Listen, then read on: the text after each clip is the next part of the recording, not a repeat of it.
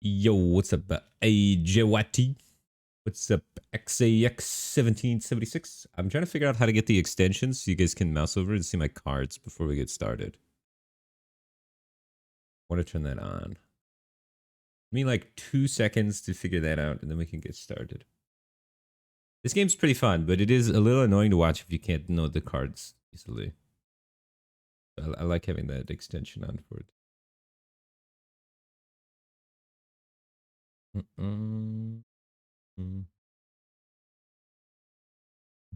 Activate. That is overlay. And then I think I need to run it with mods for it to show up with that.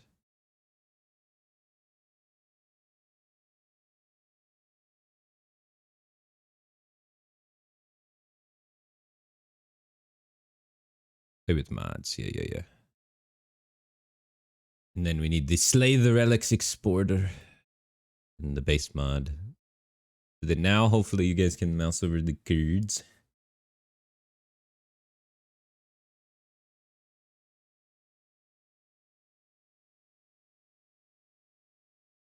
Did Firebat quit Hearthstone? Firebat, who is me, did not quit Hearthstone completely because Firebat is not confident in his own financial stability without Hearthstone. So Firebat will likely return to Hearthstone next expansion as a slave of Hearthstone, forever to play the game until he dies or finds new career path. But yeah, I should be playing Hearthstone next expansion.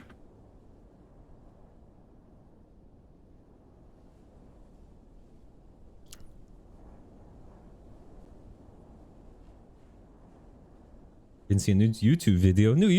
What's Ed been doing? That's Ed's fault, not my fault. No, Ed moved, so he had to switch houses and do all sorts of stuff. So we had a little bit of delays on some of the YouTube videos. We should have had one up the last 2 days. Just there was one day where we had a break and one other day where we had a break. So I think we missed 2 YouTube videos, but that's pretty good for moving. He's doing good. Caligo's 14. Thanks for 23 months. Appreciate the support. Glad to have you back. Have you tried Storybook Brawl? Yeah, I like Storybook Brawl. It's very imbalanced, though. I think Storybook Brawl needs a little bit of work. Pretty imbalanced. This game's pretty good, though. This game's pretty good. I think, how's the volume, actually? Let me pull up the thing. Is it too loud? Maybe a little too loud, yeah. See if we can get the volume a little lower. Down. Oh, we don't have any music on.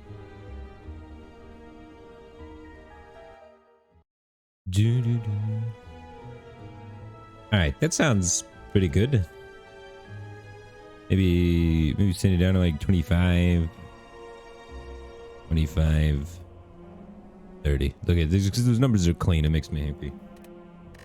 Alright. Smashed Punk. Thanks for 9 months. Appreciate the support. Glad to have you back. We're only here at Ascension 13. There's different Ascensions. Each Ascension has its own sort of like benefits that make it get harder or more difficult. So you have the ones like... Now we have all of the ones from 1 through 13. So elites spawn more often. Normal enemies are deadlier. Elites are deadlier. Bosses are deadlier. Heals less after the battle. Start each turn to damage. Normal enemies are tougher. Elites are tougher. Bosses are tougher. Start each turn to cursed. Fewer potion slots. Upgraded cards appear less often, and now we have poor bosses. I don't know what the bosses being poor matters, but we have that. Green Sector A, thanks for 18 months. Welcome back to the Batcave Team Thing. Appreciate the support. Glad to have you back. And we begin our adventure as the Iron Chad. Greetings. This is the big whale that says stuff at the beginning and then gives you options. So hello, big whale. Now we can look and make sure that our enemies in our next 3 combats have 1 HP, or we can give our health plus 8 total max HP. The max HP is pretty good because a lot of things relate to your max HP. The other thing can be good if the map says so. So that's the map. So we'll proc here, there'd be 1, and then we could potentially sneak up on this boss through these question marks, and that would be the next enemy that gets set to 1. But there is a chance that these question marks will be enemies. But it's a risk I'm willing to take, I think. Let's try and cheese this boss. Here we go. Dun dun dun. Yeah, which one of these question marks do you think is a monster? Because we gotta avoid the one that's a monster. The left or right? And it's never this one, because this one's always a monster. So my instinct says always go right. Yeah, chat agrees with me, actually. Everyone in chat said right. We'll see if you're right. Alright, so this is the part where you get to add cards to your deck. Our deck starts out as this. You can view our deck in the game, or you should be able to. Is the extension working? What's up, Tiny J-Ham? How's it going, man? Try and push the little deck thing in the top right here. Try and push the little deck thing, like, right there. And see, does it open up? Is the extensions on?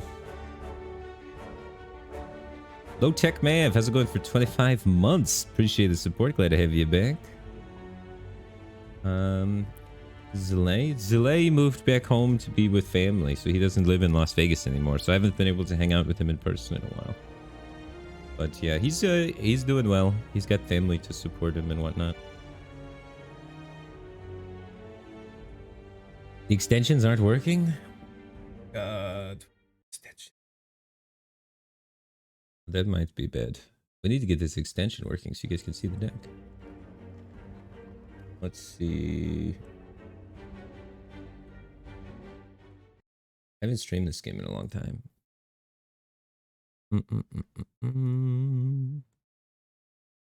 It should be on overlay 1.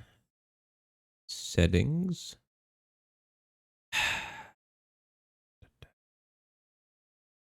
Oh, I have to do this whole thing. I didn't do this. Okay. 1 second. I have the 2 prerequisite mods. Save secrets to have the secret save series. Open Slay the Spire folder on your disk. Create a file in the folder named Slay the Relics config. Use your login. Oh, wait, okay. 1 second.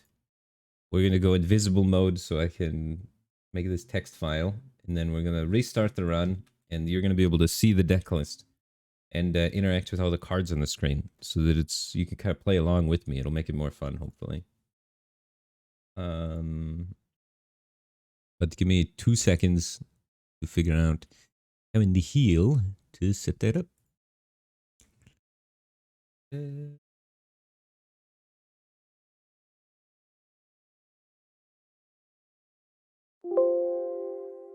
Oops. Theme apps.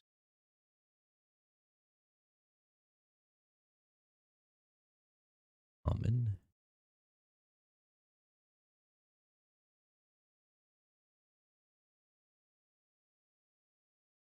I forgot that I have to do this.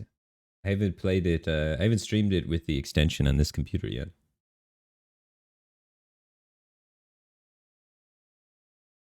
Play the relics config.txt.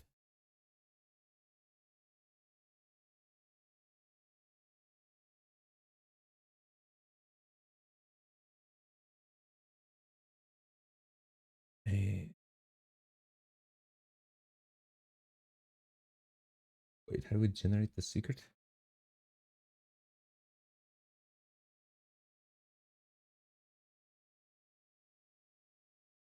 Oh, I have to hit generate. I'm so confused. Look at the form below this list. Oh, there's a form below the list. Okay. I was very confused where that was. All right, ATM3WGYYY. With letters.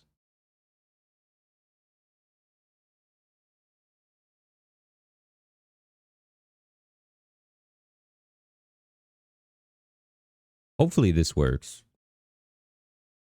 Let me double check the reading here. I'll put your Twitch login here. Oh, not your Steam login. That makes more sense.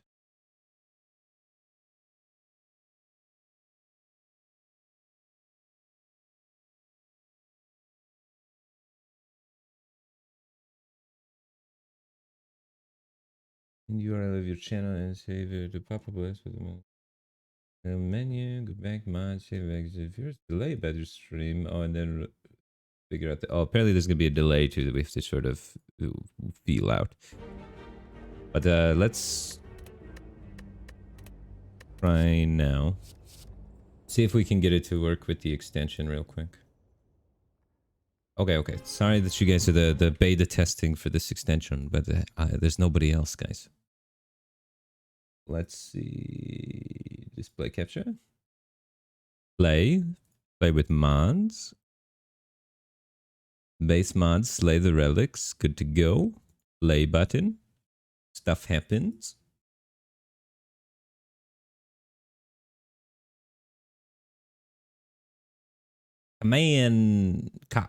Comma Man 94. Thanks for 6 months. Appreciate the support. Glad to have you here. And Lemonades. Thanks for 2 months. Appreciate the support. Glad to have you here, man. Okay. Okay. Do you guys... I guess this wouldn't be a spot where you could be able to select anything yet. But soon it will be... The Slay the Relics extension should be there. And then there's some way I can change the delay on it, but I'm not exactly sure how that works. Swaney07, thanks for 52 months. Appreciate the support. Glad to have you here. So now try and push the deck button up here. Does it work? Can you click this? It works. Is it really laggy and horrible, or is it good? God dang. All right. A lot of these cards are pretty valuable. For the most part, they're all better than my cards, because currently my deck does a bunch of 1 mana deal 6 damage, and this is 1 mana deal 10 damage, this is 2 mana deal 13 damage, and apply 2 status effects, so that's nuts compared to the quality of cards in my deck. And this is deal 5 damage to all enemies X times. This is about the same as the quality of cards in my deck, but it has potential to get better because there's different relics that you get up here that can affect them in different ways. So this has the potential, and this is good right now, and this is good right now. This is probably the best right now. And we're kind of just looking for the best right now, and then we'll start building around things when we have, you know, more breathing room to do so. But trying to go for this too early, probably not great. But it is important that we get some AoE at some point, and that's the advantage of this one. It would be our only AoE card. But I'm hoping that later on we can find other better AoE cards, or we can find synergy for this to then make this a good card. So for now, I want to take Uppercut because I like applying weak and vulnerable to things and dealing many damage points per mana cost. Christopher Punk just gifted out 2 subs. I appreciate the generosity. Welcome Max Nilsson and JWC61290. Glad to have you guys here. Alright, so let's get this Uppercut in our deck. Boom. Not a monster. You guys were right, it wasn't a monster. Good deal. You walk by the eerie statue holding several masks. Something behind you softly whispers, "Stop." You swerve around to face the statue, which is now facing you. On closer inspection, it's not a statue, but a statuesque gaunt man. Is he even breathing? Face, let me touch. Maybe trade. Alright, so do we want this guy to touch our face? We lose HP and gain money. Kind of feels like we're a little bit of a prostitute. But it is a lot of money, guys, and we are a bit poor. It's almost as much money as we have to our name. Caligos14 just gifted out 5 subs. I appreciate the generosity. Welcome Hilarious Rayapit. Welcome Duke to Go. Welcome White Nerdy 53, Twiz TD 92, Blitzkrieg 21. Glad to have you guys here. Make sure you thank Caligos14 for his generous gift subs, and welcome to the Bad Cave Team thing.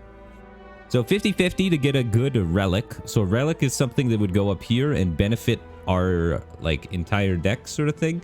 It'd be a passive thing that we sort of build around and influences things. Or we could get money, which could then allow us to invest in other cards, removing cards, or in potentially relics in the future. If we go with money, when is the payoff for said money? What will we be able to accomplish with said money? So this hopefully is going to have 1 HP and we kill for free. And then it looks like there's an elite on either side over here. So we would go away from the elites. It looks like no matter what, we're going to have to face an elite before we can make use of the money. So we'd have to be able to make our deck strong enough to take down one of these elites before we can actually profit off of the, whatchamacallit, the money that we get from it. So I think I'm actually kind of down to take the 50-50. If it fails, restart. No. No restarts. No restarts. We got to do best possible thing even early on. We don't want to try. No gambling and restarting. That's kind of cheating. I think, anyway. I'm going to take 50-50, though, because I'm a gamer.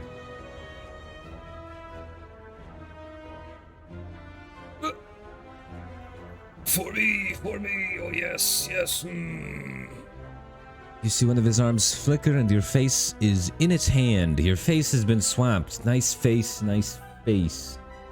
Oh god, I'm scared. The next non-boss chest you open is empty. Trash. Should have just took the money. I should have just took the money. Oh, and then we got the minions. That's not good either, guys.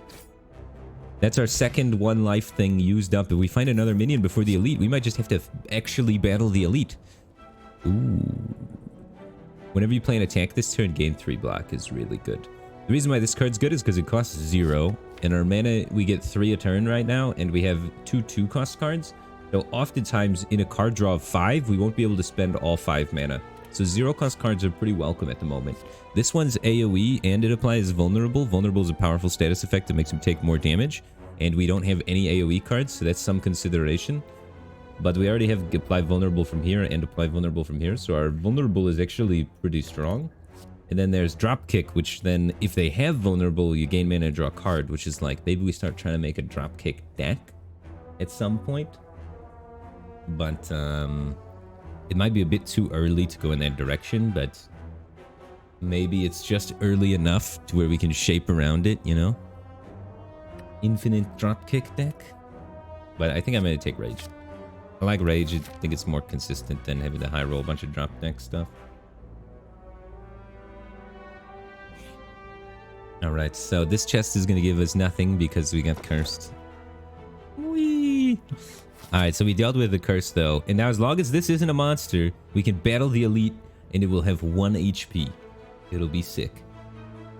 Wilbur just subscribed for 9 months. Welcome back to the Batcave Team Thing, man. Appreciate the support. Glad to have you back. And ReCYM, thanks for the 2 months. Appreciate the support. Glad to have you here, man.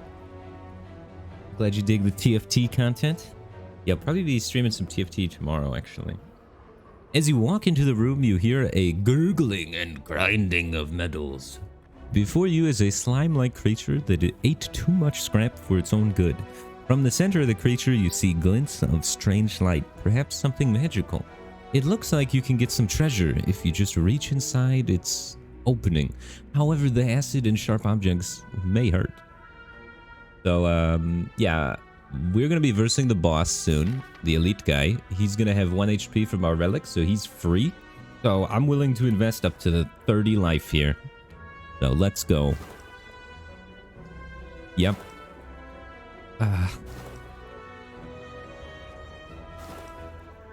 Sweet Lord, please.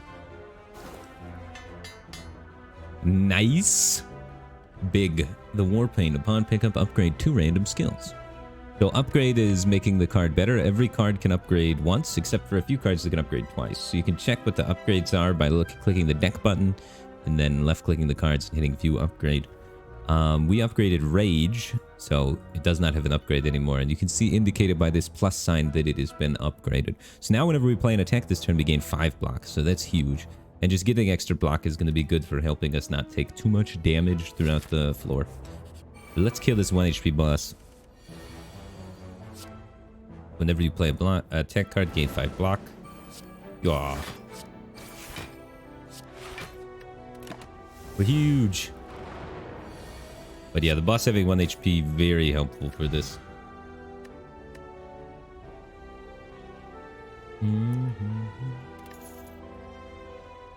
Future card rewards have 1 additional card to choose from. You get more choices. That's not bad.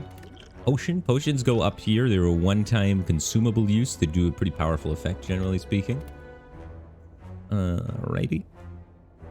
Do we want to gain 7 block? Exhaust a card. Exhaust means that it removed until the end of the combat. So you get it out of your deck, so your deck could be really thin and only your good cards, and then later on the cards will be back next time you start a new fight. A power, once you play it, is just in play, and you don't have to play it again, so it gets out of the draw step of your deck. That would just give us 2 additional strength for the entire duration of a fight. And then this one deals 3 damage to a random enemy 3 times. So it's really good if you have a lot of strength, because then your strength can sort of double dip on the fact that it's dealing a bunch of damage. All of these are pretty sketchy. Lockin just subscribed for 7 months. Appreciate the support. Glad to have you back, man. All these are pretty bad. Pretty bad. I might honestly skip because we have a few upgraded cards and some good cards. True Grit's good, but you have to upgrade True Grit because when you don't upgrade it, it's exhaust a card at random. So they could remove something pretty good. Exhausting a card that you choose is super good, though. I'm down to take it, to be honest. Is there an upgrade coming soon, though? The little campfires allow you to upgrade a card. So with the little campfires showing up soon, then you could upgrade a card. I think it's too early. I think it's too early. And then we'll try and get some of that sort of stuff maybe later on. But I'm skipping these for now. We'll come back for those.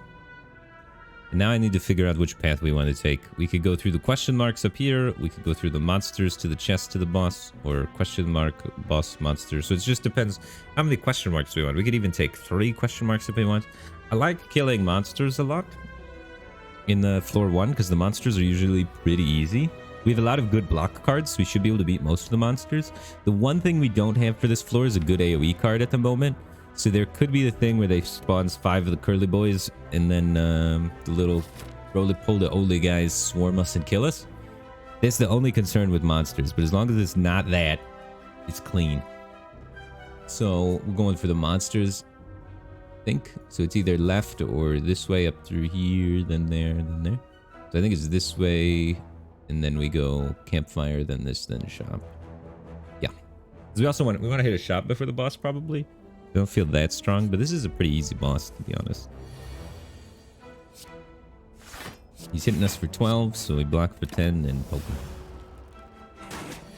We heal 6 HP at the end of combat because of this, so as long as we don't take more than 6, should be good to go.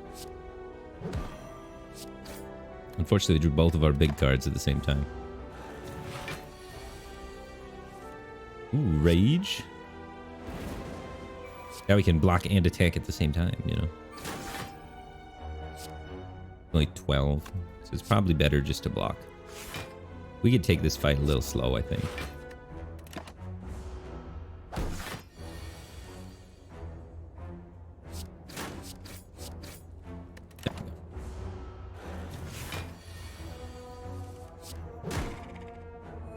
Boom. We basically just healed from the monster. Got a potion. Another reward here. There's an AoE card. A few of them.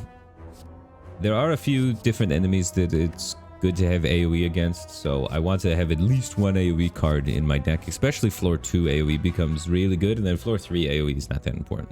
This card's a pretty powerful AoE card if you can get some certain relics that work with it. Because there's a relic that says your X cards, which is this X mana cost, fire 2 additional times. Even when you have no mana for it. So that is super good if we can find that. Other than that, I think Cleave's better most of the time. Cleave's just pretty solid.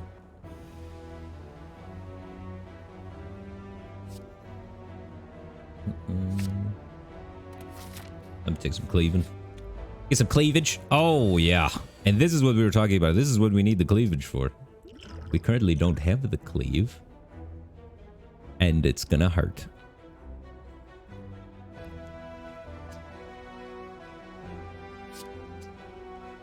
He's gonna kill one of the guys hitting me for 6 and just take 1,000,000 damage. Ah, jeez. Ah, jeez. Ah, jeez. Spraynard Kruger, thanks for 14 months. Appreciate the support. Glad to have you back, man. And Qtronics, thanks for 8 months. Appreciate the support. Glad to have you here. How am I doing? I'm doing pretty good, man. I'm doing pretty good. I haven't played Slay the Spire in a while, so it's pretty fun. I'm enjoying revisiting it again. Gosh, these hands, though, have been kind of yucky.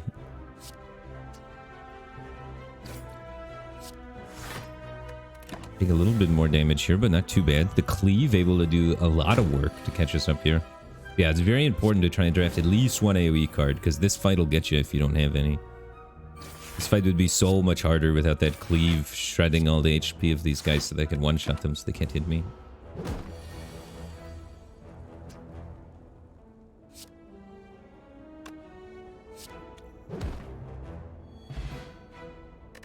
$18 gold. Egg potion. We don't have a lot of synergy with the elixir of exhausting cards, so I'm going to discard this potion to replace it with this exhaust potion. Alright. This synergizes if you have ways to buff this initial damage, because if you buff this initial damage, it happens 3 times. So it works with buffs 3 times as good. We don't have any buffs, so not great for us. It can only be played if every other card in your hand is an attack. So they add things to your deck a lot, which makes this card difficult to use unless you have stuff that can remove status effects from your deck. Because they're going to add things to your deck, and you start with things like this. They're going to add curses, you're going to have curses, there's going to be status effects. This card seems really good, but it's a bait unless you have things that can exhaust those status effects that they're going to add to your deck later on. So it's kind of baity. This is only good if you have lots of strikes. So right now, we're trying to get rid of our strikes because they're bad cards. But let's say we found a way to upgrade all of our strikes, then maybe we could consider keeping them and that'd be good. Or if we picked up other cards along the way, like Double Strike, which was that one at the beginning, it was 1 mana, deal 5 twice. Then this would be really good, but it's not really great right now. And then the last option is this, which is just 2 mana, deal 20, which is a big number. And gosh darn it, I like big numbers. So yeah, per mana, this is just doing the most damage. Except for this, but this one has a conditional that we're not prepared for. We take big number. Alright, left or right, guys? Left or right?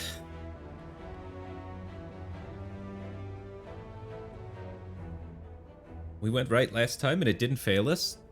So that means if we go right again, it will fail us because it didn't fail us last time. And it's gotten too used to our shit and it knows what we want. But it has to be left, right? That's the only logical way to do this. Or we could say, we went right last time and it worked out, so always right works out. And just say, you know what, we trust right forever. I don't know. I think right's getting too cocky, to be honest with you. I think we might give left a shot. Every time you play 3 attacks in a single turn, gain 4 block. Not bad, not bad. Play a lot of attacks right now. Or, all right, so this is the thing. They're chained together, so we can take one or the other. The other one's a sapphire key. This little triangle in the top here is going to complete with 3 keys. When we have all 3 keys, we can access the 4th floor and battle the final boss. If we don't get all 3 keys, we can't get it. Later on, we're going to have opportunities to get this from the chest icons on the map. Every chest icon, we're going to have the opportunity to get that. But we have to choose which timing we want to give up a relic and whatnot. We're about to versus a boss. Is not a good timing, I think, to give up a relic. Our deck is weak, so I definitely want to take it now. But I'm just explaining that we could take this instead now, and then later on we don't have to take it. So later on we're gonna have to take that sapphire key because we need this now. And this one's not too bad, honestly, with our deck. We have a lot of attacks. We have an attack potion. I think things are good for us. All right, this guy's pretty spooky. So this guy uses a buff on himself that then every time when you play any skill cards, this says skill in the middle there, you can see, and this says attack. Anytime you play a skill card, it buffs his strength, so all of his attacks do more damage. So every time you try and block this guy, he just gets stronger. So you can't really block him. We're probably going to dump a power and try and just light him up. Whenever a card is exhausted, gain 3 block. At the end of your turn, lose 1 HP and deal 5 to all enemies. These are not great. We could exhaust this defend. We could deal 5 damage with combustion. I think it's just combustion and try and race him. This one does damage to him. This one makes our skill cards cost nothing. We don't want to play them. Actually, I'm down to play the skill cards if they cost nothing and then just try and 2-turn him. Because we'll guaranteed get a draw of 5 attack cards on the turn following. You know what I mean? They cost 0. It's a big deal. When they cost 0, it's updating his strength, but... Wait, how much damage do I have? 8 plus 12, 20?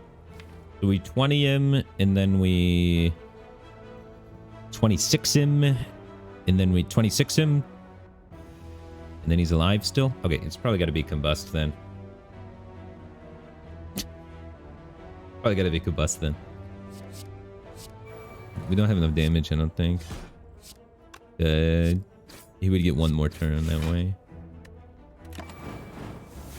Boom, take 5. Okay, he's gonna hit me for 16. Whenever you play a skill, he gains 2 strength. So we're gonna hit him for 5. So 61 minus 5. So he's at 56. And then we could also hit him for bash, which is another 8. So that's 48. And then he was going to be vulnerable. So this is going to do 9 instead of 6. 69. Nice. So 48 minus 9. 39. We get him down to 39 and have him vulnerable. And our next 5 cards are this. So 39 plus 30 plus 9. 39. So it's exact lethal.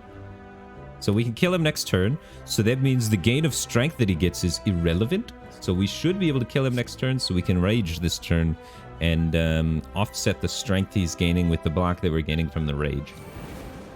If my numbers are correct, this is the play. So we're only taking 8 this way.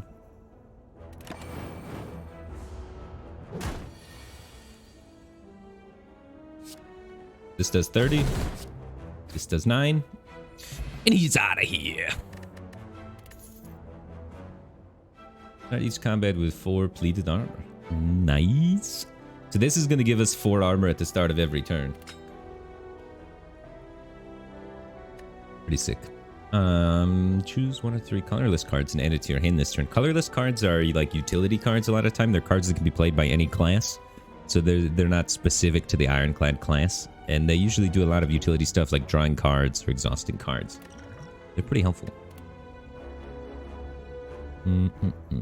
We're trying to do a lot of attacks with our deck a little bit, but we don't have a way to actually kill people at the moment. Our win condition is just carnage at the moment, which doesn't scale very well into the end game, but is fine enough for now. So eventually we want to be setting up something like one of these for like a win condition. Heavy Blade is a pretty nutty win condition if you can get it set up in like a strength deck. Usually, that's one of the ways I try and go with this. I'm down to take it even though we don't have any strength cards yet, and hopefully we get it. Combustion for the slime boss. It is the slime boss you're versing. You can see what boss you have based on this icon. So this is the slime guy. He has a lot of health, and then you send him to half health, and then he doubles, and then you send him to half health again, and then he doubles again. So eventually you could have 4 like little slime bosses out there. So the combust being an AoE is super effective against him. We could just take that just because it's the boss, but it's also not that great of a card is the issue. You could take Iron Wave because it synergizes with or Fan, which makes it so that we gain block for playing attack cards, and it synergizes with Rage because it's an attack card and gains block. You could go that direction with it. But it's not like a build-defining thing. It's just another good card. We might be at the point in the game where it's like, we're not taking good cards anymore. We need to start picking a build because our deck is good enough to survive for this floor. So we could just start taking strength-related things and be like, you know what, we're going to be a strength stacker. And go that way with it. I think you could solidly make a point for almost any of these cards. So it's a tough decision.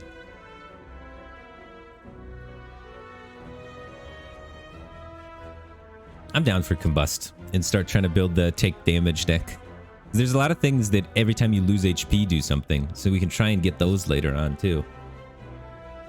The strength build's boring. Strength build, you stack strength and then you play this card. That's boring. Let's damage ourselves and do weird crap. Self-burn deck sounds way cooler than strength stacker, yeah? Okay. Is there anything that we want to upgrade? And do we need to hit the shop before confronting the boss, or are we strong enough to beat the boss without confronting the shop so that we could maybe get a shop on the second floor instead? Oops. I'm pretty sure we could beat the slime boss right now, to be honest.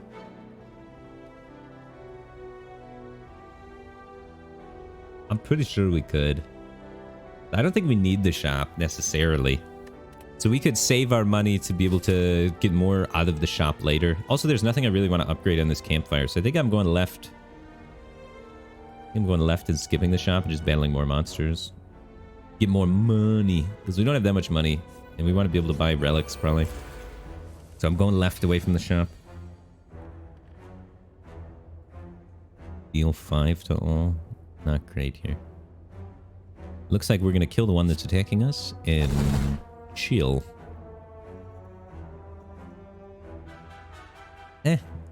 Not bad. 1 HP. Cares about 1 HP. It's pure HP though, so it doesn't get blocked by our armor. Oh jeez. They're both defending again. They're gonna have block either way. Doesn't really matter what I do here.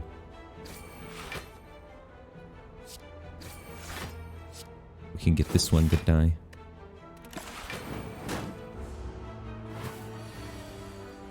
Yeah. Alright, not too bad, not too bad. Another decision here. We didn't go the strike direction, so that we can't pick up these, really. We're trying to do the self-damage deck. Double your block. We don't gain that much block, so we're probably not the double your block shield slam deck. But that's a pretty good one when you get the double your block plus shield slam. Anger plus fan. That's a cute little synergy. Deal 6 damage and a copy of this into your discard pile. If you have a lot of card draw, then we could draw this 0 mana card many times, play it many times, and keep gaining block. But at the moment, it's probably going to pollute our deck, because we don't have any sources of card draw to thin our deck and get through them. We need a draw engine. Be actively bad for us, most likely, without a draw engine. No, a little sketchy. Little sketchy. Inflame is never too bad. They just pick that up.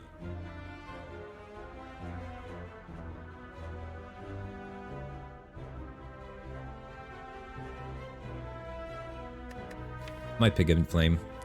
I don't think any of the other ones are worth grabbing here. I don't like taking Anger unless we have card draw for it. But I'm also not that big on Inflame either. I mean, we already have 1 power, I guess. So if we have 2 powers, maybe it opens us up to do some, like, power relics really well. If we get a power relic, it could be good, but I think I'm skipping. If I had a power relic, I'd take this. So there's something up here that does something when you play a power, but I don't. So I think it's too weak. Alright, skip Reno. I think it closes off as many opportunities as it opens up, you know? When you kill one of these, they have Spore Cloud. So on death, it applies to Vulnerable. Vulnerable makes you take an additional amount of damage. So that's gonna happen. But we can kill this one. So he's gonna do 9 instead of 6, but 1's dead, so 9 is smaller than 12, so it's still good. And we get 4 armor from our pleated armor from our threaded needle. We can gain 10 armor and watch. We don't need to gain 10 armor. Ah, we might as well. We could take 1 damage. Oh, whoops, I used the wrong thing. Alright, let me just shred this guy really fast. It's 1 enemy. We can beat him. We don't need the analysis of the plays on this one. Shred him. When there's 2, you gotta think. When there's 1 guy, it's not so bad. Alright, so armaments. Gain 5 block, upgrade a card in your hand for the rest of combat. That's good if we need stuff that we need to upgrade.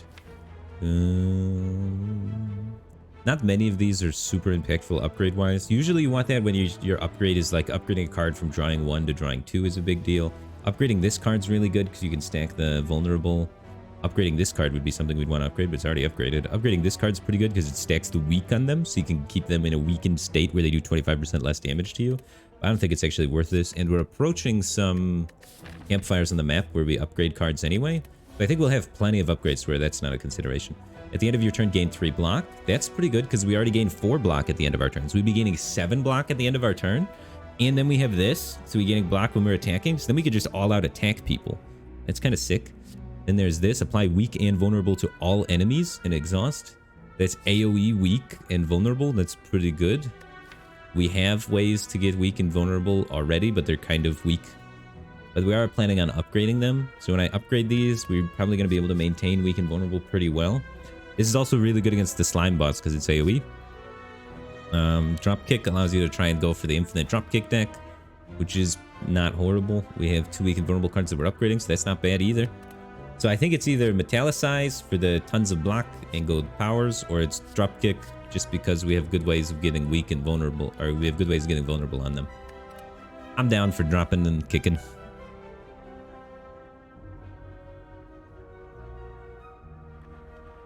I'm on dropkick, I think. And then I am here. You can either recall a piece of the triangle up here, and you can do this at any campfire, so you probably do it on like your last campfire. You can rest to restore a percentage of your HP, percentage of your max HP. So 24 HP we could restore here, or you can upgrade a card. We want to upgrade our cards because we have plenty of life, and it's way too early to worry about the final boss yet. And I want to upgrade Uppercut so that its status effect is 2 instead of 1. Because 1 only means that turn. 2 means it's going to last for that turn and the next turn. We can start actually lowering the damage of incoming opponents and keeping them in a weakened state. That's the upgrade for me.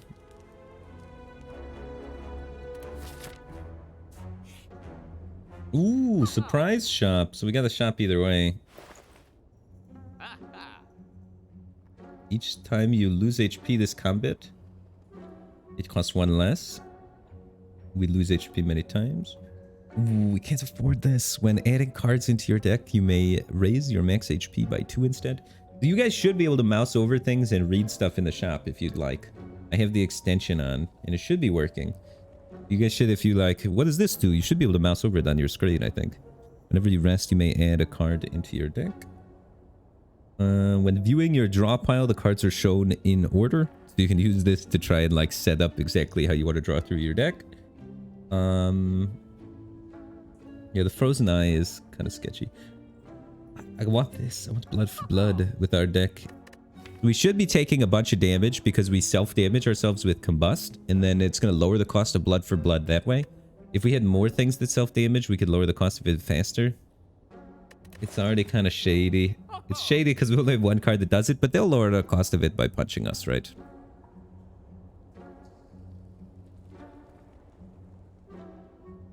Don't want to rest very often because I want to upgrade things, to be honest.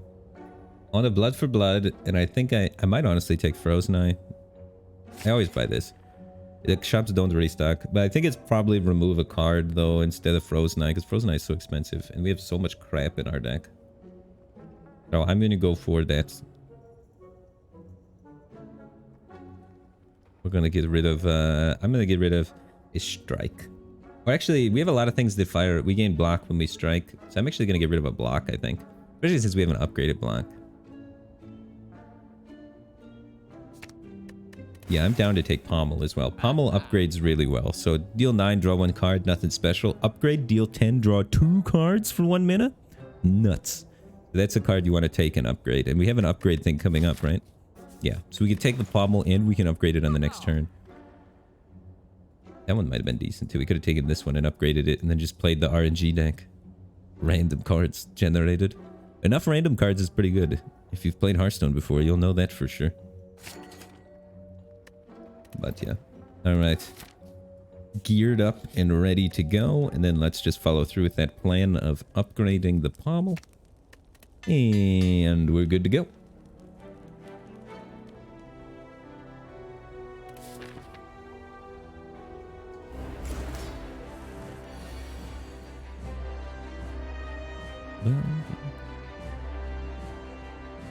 Unfortunately, not the best draw in the world here.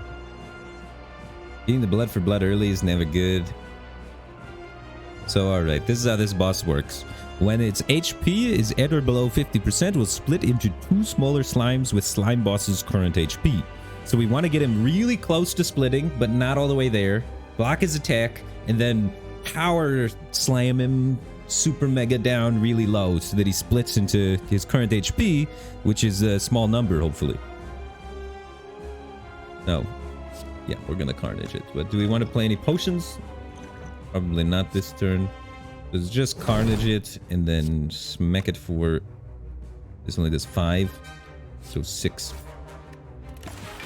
And so 75 is the break point. We don't want to put him below 75 necessarily yet.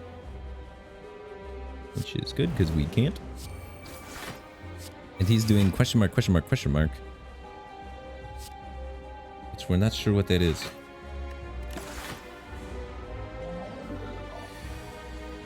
Alright, he's gonna hit us for 38. Now would be a good time to set him below half. When you set him below half, he stops his current intent and does something else. I'd prefer not to get 38'd. So let's see if we can drink an attack potion that gives us some information. If we play Combustion, we can play Clash this turn. So that would be... This gets played, and then we could bash him and then clash him. Bash and clash. So that would be 8 plus 21. So that would be 29. How much damage do we need to do to get him down to 75? We need to do 25 plus 12. We need to do 37. Uh-oh. I think we're taking it to the dome, dude.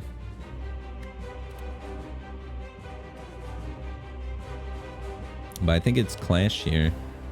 We could go for the colorless card as well if we want. And then just tank. We're going to get a lot of armor because we're playing a lot of attacks. No, we're only playing 2 attacks because the Combustor. If I take Pommel or Whirlwind, I can gain armor because I'm not doing the Clash. I think maybe it's Pommel. Pommel bash in here. Nothing great. Okay.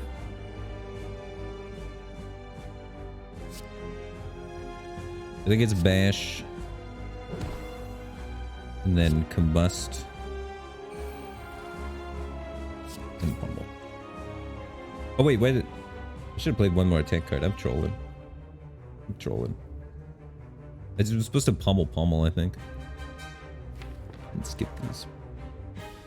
We're tanking either way, but I wanted to proc this fan one time. For some reason in my head, I thought I could play one additional attack card there. But I think it's good to get the combustion up anyway. Now, next turn, we're going to be able to split him at a really clean health total. So he's vulnerable, so he's taking 50% more damage, and we're about to hit him with our big stuff. So he's going to lose vulnerable after he splits, so there's no point of putting the status effects from this on him, because he loses all status effects when he splits. So now we just go for the big split, hit him really low. And our Blood for Blood is going to be active later, so that's going to be really helpful. Now he's splitting. They're at 42. Let's see about drawing 2 cards on this one. If we can get this guy to split, that would be really good, because he's pretty low health. AoE cards are always good in these kind of situations. You need to get him down to 21 to get him to split, so we can do that. There's 8 cards in our deck. If we draw Blood for Blood, we can't play it with Cleave. But I might not want to draw a card this turn. So I always want to play Cleave. 8 plus 6 is 14, which is enough to get him to 21. So we could not draw a card.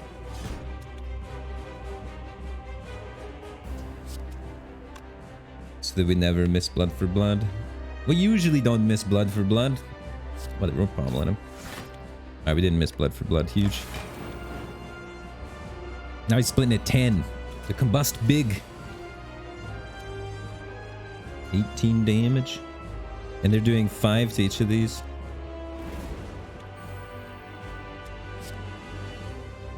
So these are going to die the turn after. This guy's dead right now. These are exhausted out of my deck. Oh yeah, light him up with that combust, baby. Now I can just pass the turn and win. Because at the end of my turn, lose 1 HP and deal 5 to all enemies. Oh, we don't have to lose 1 HP though, right? Can we kill them in another way? Actually, we have to lose 5 HP. We actually only have 4s. Okay. GG slime boss. It was unfortunate that we had to take that 38 though.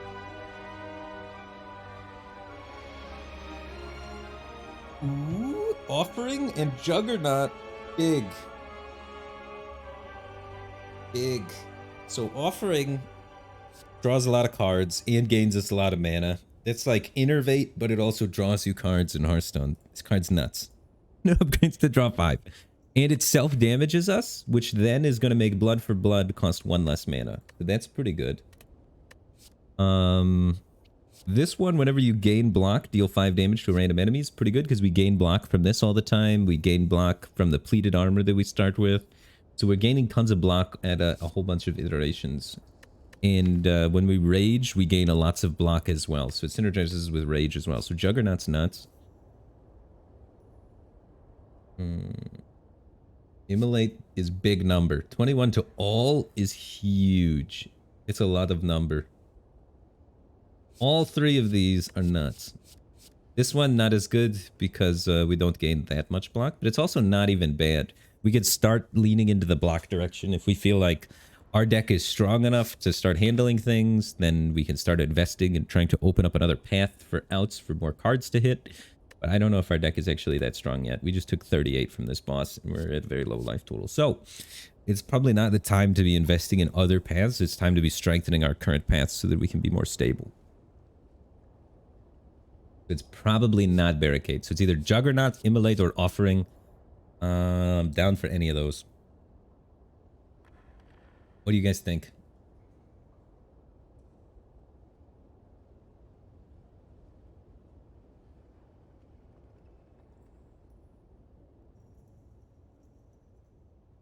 Yeah, a lot of Offering and chat, a couple of jugs. Long term. Yeah, I don't know if we can invest in the long term is the trick. That's the hard part right here. Like, all the cards are kind of valuable. It's just like, where do we want to invest? Is it correct to invest in the current term, or is it correct to invest in the long term? And I think the answer is Offering, because I think that invests in the current term and the long term, whereas this is more long term focused, and this is giga long term focused, and this is too short term focused. That's my evaluation. Too short, kind of in the middle, too late game focused, and just right.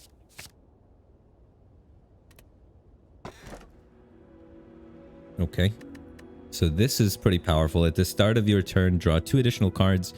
Start each combat confused. Confused means whenever you draw a card, randomize its cost. So it's good if you have a lot of 2 and 3 cost cards. We have this, which is technically a 4, but our deck makes it a 0, and we have this, which is a 0, and we have this, which is a 0, and we have a lot of 1s. So it can be pretty hostile for our deck.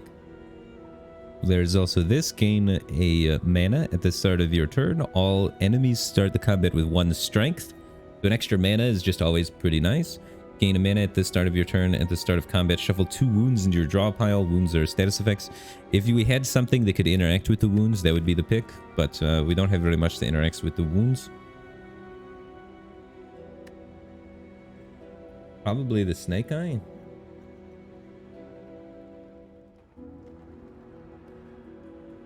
Still. Is probably the strongest one, because we have a couple of 2-mana cards. I don't know, with the dropkick stuff, Snecko makes me definitely not be able to do an infinite dropkick deck. It turns off that possibility, but that possibility is pretty hard because we didn't hit too many deck thinning things for that to happen.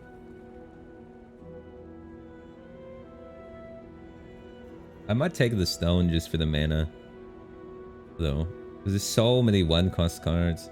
But this Snecko is good for Bash, Carnage, Uppercut.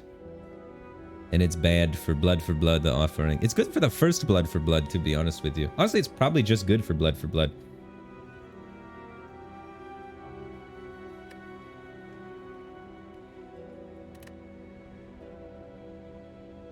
I don't know. It's between these two. The wounds don't actually damage us. They're just an unplayable card in your deck. So if the wounds actually did damage to us, that would be sick because they'd synergize with this. But unfortunately, they're just an unplayable card in your deck, so it kind of sucks. I think it's Philosopher's Stone. I got a direction with my deck that I'm kind of going. It's not really the Snako direction. I think Snako cuts off some possibilities of paths I can take. Although it's very powerful, I think it limits where I can go. And I want to stay a little bit more flexible than that. Alright, where are we trying to go? I have only 133 gold, so shops are not exactly where I want to be.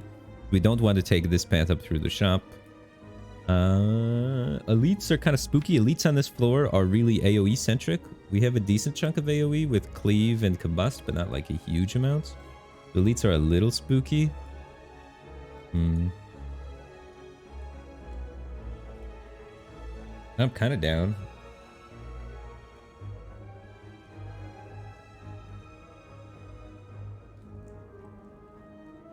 I want to hit a shop at some point before the boss, because this boss is tough.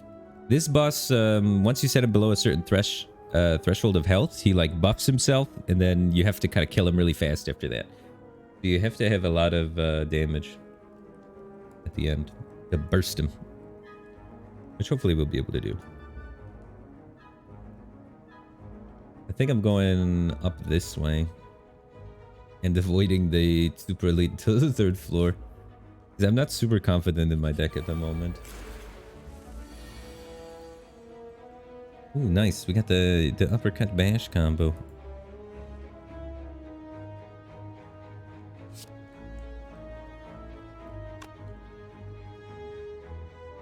Am I just gonna try and kill one, or am I gonna try and spread out some status effects? I don't think I need to play bash, actually. I'm gonna just use uppercut dropkick. Almost.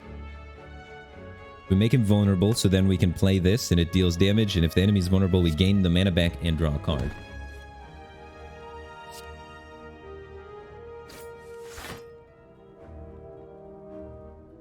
Ooh. Should did the draw 2 first. Wouldn't have ended up mattering, but I should have did the draw 2 first. We're at 8 armor this turn. Fortunately, we can only deal 9 to that. We can't quite kill it. We could get a colorless card to try and kill it, or we could just gain block and try and outblock his thing. Our fan's on 0 ticks. We're at 8, so we take 1 if we use the block potion. I'm down to take the block potion. And just rage so we don't take any damage. I don't think we need to play Combust this turn. Or this fight. I think we'll be able to kill him without Combust if we want.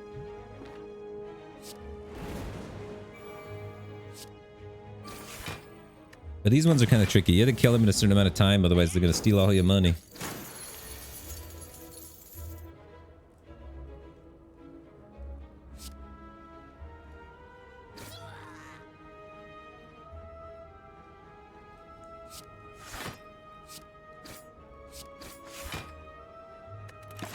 Block his whole attack. He's gonna block and then he's gonna try and run after this, so we gotta try and get him here. Wave the Carnage. How much do they shield for? Is he gonna shield for like a ridiculous amount? Because I could lose 3 HP to try and not lose this gold. 15! Alright, so then we have to do this if he's gonna shield for 15. Gosh darn it. Maybe I should have just combusted this game, dude. But yeah, I didn't have a way to spend my mana on attacks if I don't do this. I could kill him this turn and take 1. Huge. Then we don't have to even worry about it. Stole my gold back. Try and take my money. Weak potion? We already have a way to apply weak. Not that good.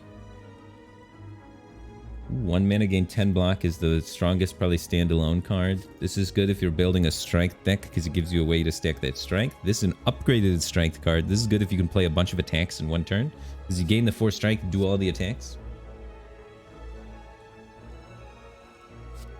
This applies weak to all the enemies, so it's like an AoE thing.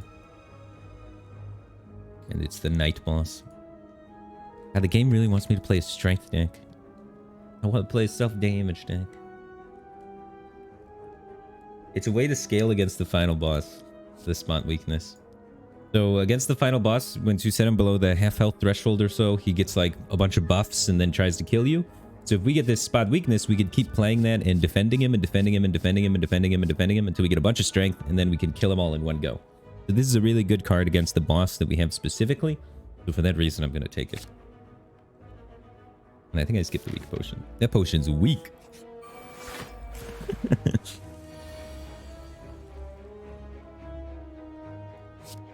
Whenever you play an attack, gain 5 block. Play this attack, gain 5 block. Play this attack, play that attack, and then play that. Huge blocks against his non-attack. He has Artifact, which is signaled by this little icon. That means he negates the first 3 debuffs that come at him. So this would negate both of these debuffs. But it's still the card we play.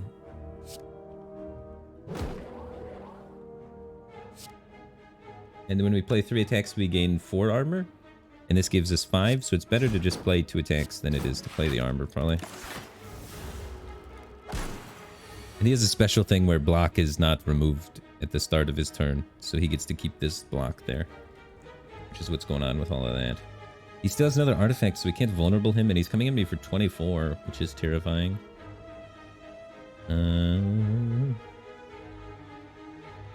But not much we could do about it.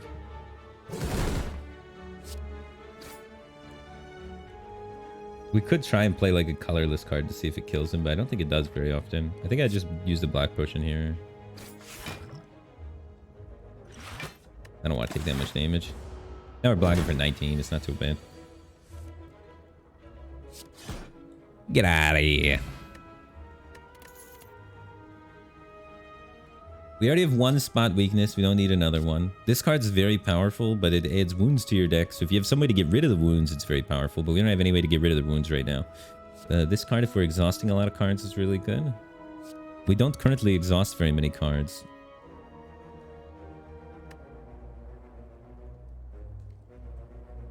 Valorless, thanks for 5 months. Appreciate the support. Glad to have you here, man. But we could try and set up to exhaust a lot of cards. Currently we exhaust 1. And 2 sometimes. This is ethereal, so if you don't play it when it's in your hand at the end, it will exhaust. And this exhausts because it's ethereal as well. That would be sick. We could get some exhaust cards. It's usually like the kind of the next step is now we're going to start exhausting all of these strikes and defends and then making a really clean deck where we loop around and play blood for blood and drop kick a lot. And spot weakness a lot. And so we're going to be wanting to exhaust cards to get to a point where our deck loops, and feel no pain's a part of that a lot of the times. I think we're probably strong enough to start trying to set up a loop like that. So I'm going to take the feel no pain. So yeah, that's our loop right now. We're trying to play good cards to buy us the time to exhaust all these to get to a point where we're just infinitely playing dropkick, blood for blood, rage, you know, the good cards, and spot weakness and scaling our strength, you know what I mean? So this is the next step of that.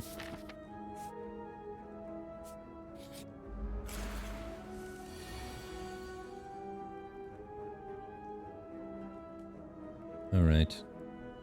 So you want to kill the knight guy first because he's more dangerous, and he gets really angry if you kill his partner first, and it's harder to beat. Kind of funny. But yeah, we have to kill the knight guy. You can't kill his partner. That'll make him angry. And you won't like him when he's angry.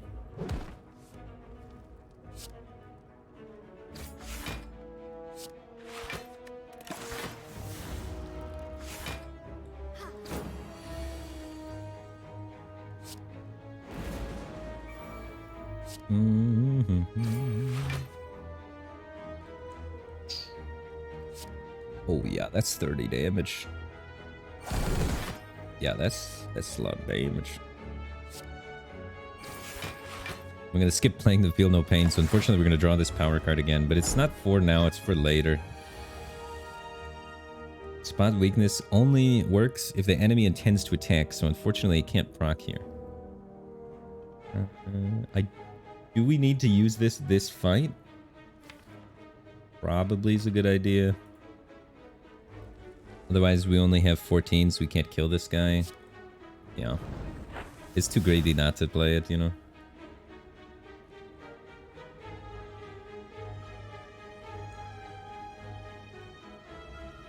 Let's start with uppercutting this guy, I think. So that we get the status effects on him. Then cleave. Then blood for blood to finish this guy off. And we're good. Now it should be easy street, because he's weakened and vulnerable, and it's only one guy instead of 2.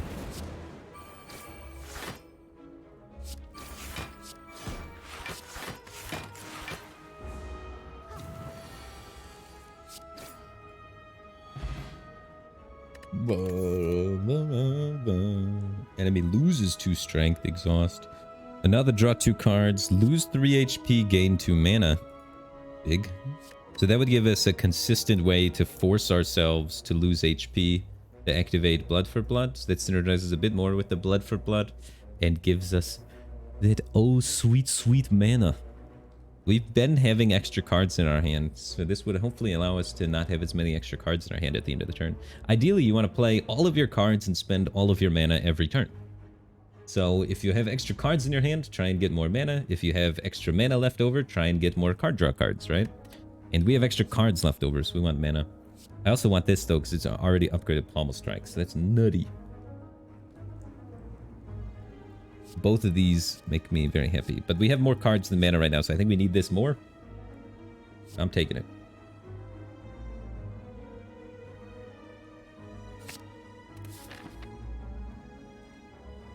We only have 183 for the shop, so I don't want to go shopping yet. We're probably going to knock over to the shop on the right. Alright. Let's get angry. Get that going. Get this going.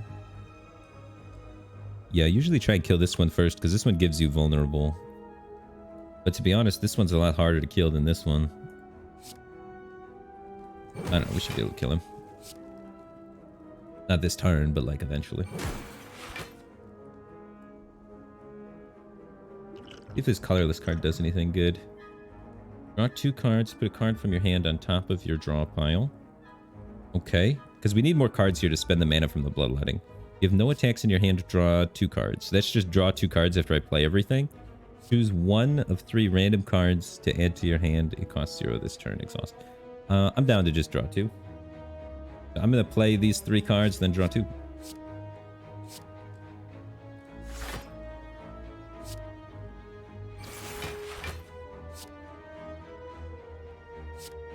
Nice. Oh. But at least we can do this. 30 extra damage, not bad.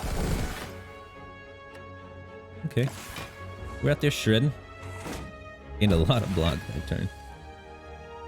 We can spot weakness to gain strength. Combust for the AoE. We're taking 20 this turn. Looking like we're getting a little murdered. Maybe it was a bad idea to go for this guy first. But we play everything in our hands. We definitely do.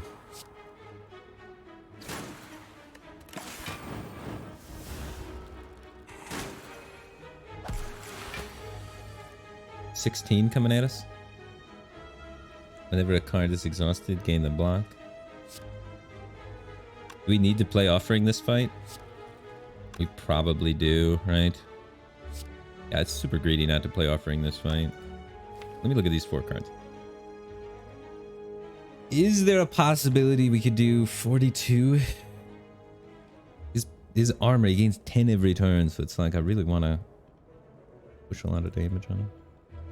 So this turn I have 9, 18, 34. That like definitely could kill him, right? If we offering 9, 18, 18 plus 16, 34, we're off. But if we do this, maybe it kills him. Oh, uppercut applies vulnerable. Yeah, wait, because he doesn't have anything there. Wait, let's do the math again. So uppercut applies vulnerable. So then these 9s would get an additional 4 or 5. They get an additional 4.5 damage. I think it rounds down.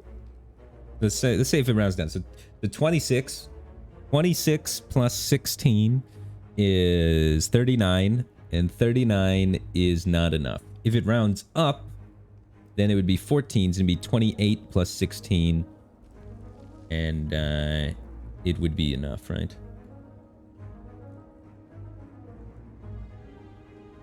Oh, we have Combust. Combust is the extra 5 we're missing, so it works. So we don't need to play Offering, so we can save the 6 life from Offering. Nice.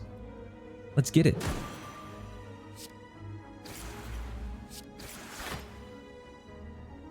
Okay. Also, I can't count. Let's just ignore the part there that I can't do math. Nobody saw that.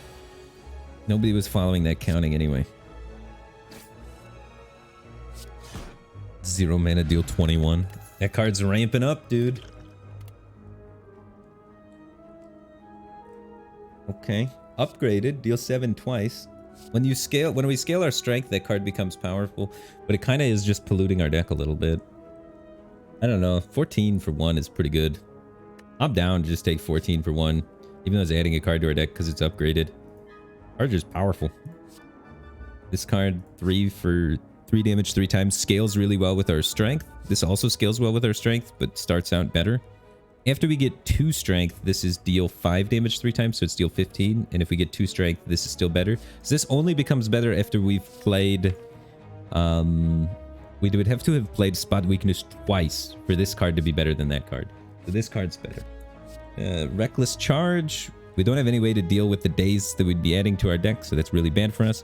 And Perfected Strike deals 6 damage, deals 3 additional for all of the cards containing Strike, which would be... how many? 1, 2, 3, 4, 5... 6. So that would be 6 damage plus 18. But those are cards we want to get out of our deck later. But it is 24.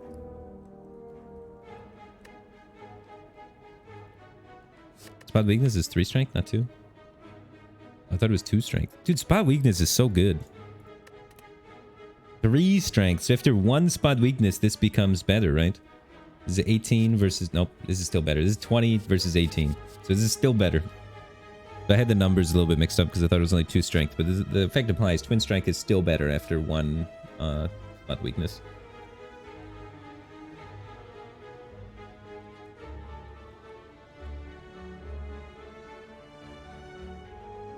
Yeah, I'm taking Twin Strike. Twin Strike already upgraded. Seems like a good thing to add to our deck. The already upgraded cards are usually pretty good. 44 out of 80. Do we feel strong enough to beat a boss? A lot of bosses on this floor rely heavily on AoE. Our AoE is kind of weak. I'd say our deck's pretty shady right now. We're in between a lot of stuff. We're not really figuring it out yet. I'm going to avoid the Super Elite. The Super Elite's the one that gives you the triangle piece you need.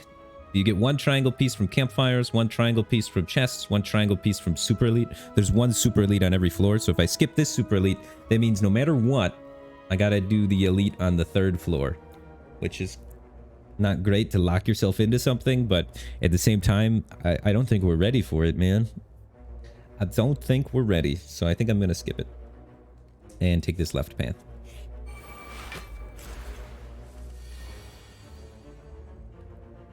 It looks like we're just setting up some powers this turn.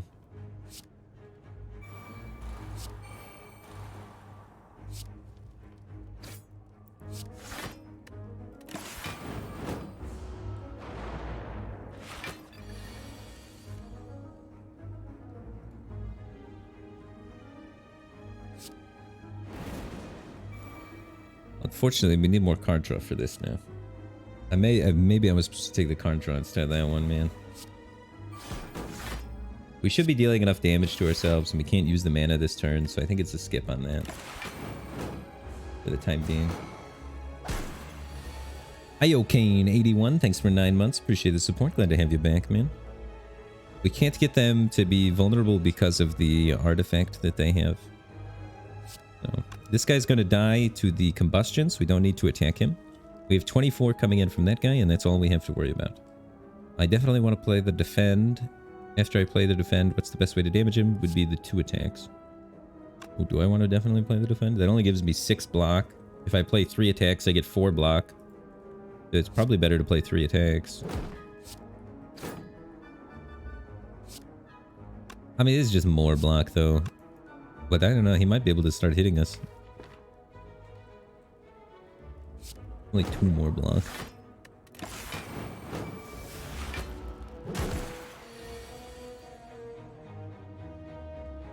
20 damage, let's go. We're skating by. We're skating by. We got a Healy potion, so that'll be nice later, but... Body slam. That can be pretty good at this stage if you have a lot of stuff that scales block really well. We don't really... We're looking for card draw. We're looking for card draw. Hummel's really good if you scale a bunch of strength, but we don't scale that much. We scale it kind of slowly. This might be a skip, to be honest. These are more payoffs for scaling strength. We already have payoffs for scaling strength. This exhausts all the block cards, which isn't too bad for us. So it would exhaust like all these 3 defense. That doesn't hit very much, honestly. It would exhaust like Bloodletting and Spot Weakness, but you play those before you play it, right?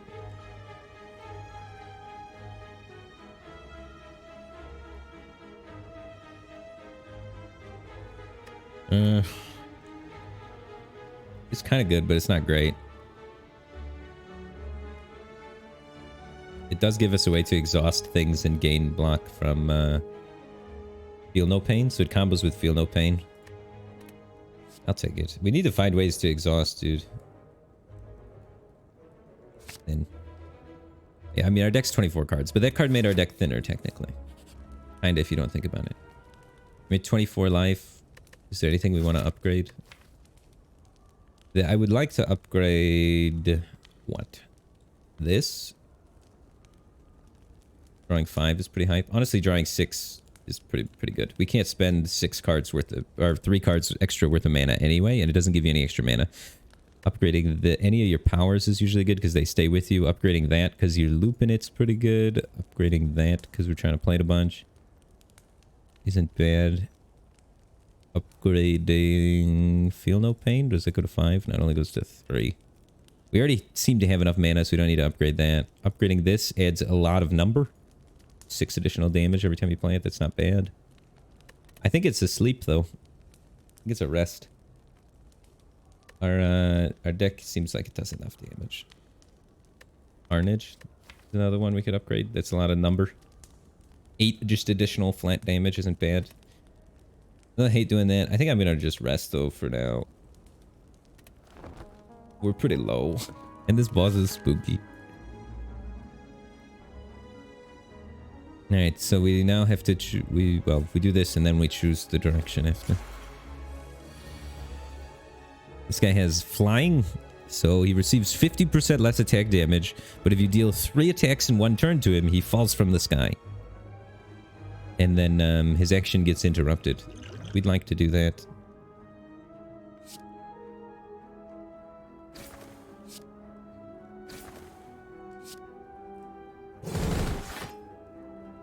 So now he's not attacking us, and we're only taking 14 from this guy, and they're taking 8, so we block most of it.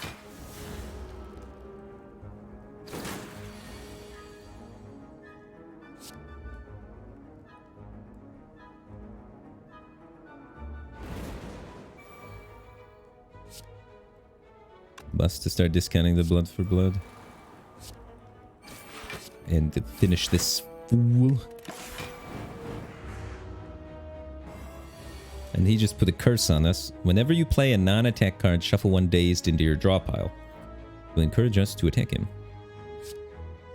I agree. Let's attack you. Get him the vulnerable. Drop kick him so we draw a card because he's vulnerable. Wind strike him, doubling damage on the vulnerable. Ooh, baby.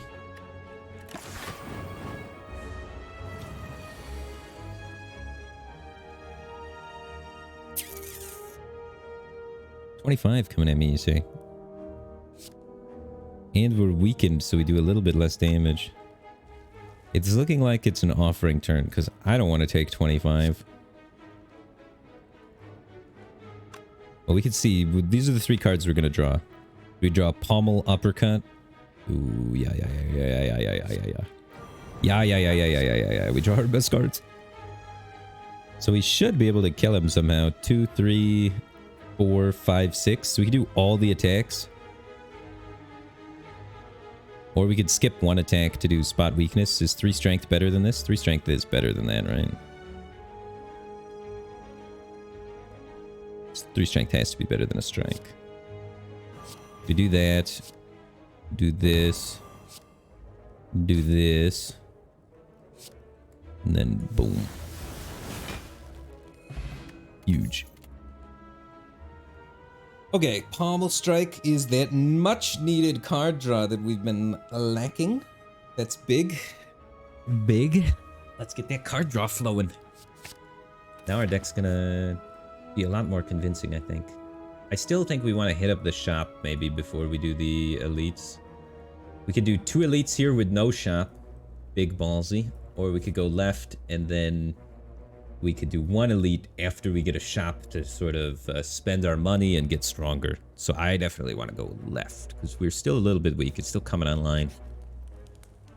And here we can smith if we want instead of rest. I'm down to rest again, to be honest. What's the best smith card for us? Like, none of them are super important to get upgraded. Oh, actually, now that we have the card draw, Bloodletting's something we want to upgrade. Now that we have card draw. There was a shop between the 2 elites. The forgot that we could go this way, but still, I kind of want to shop before I battle any elites, to be honest with you, dude.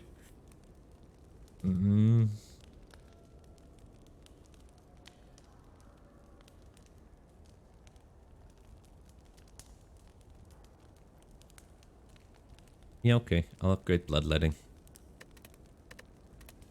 Let's get huge.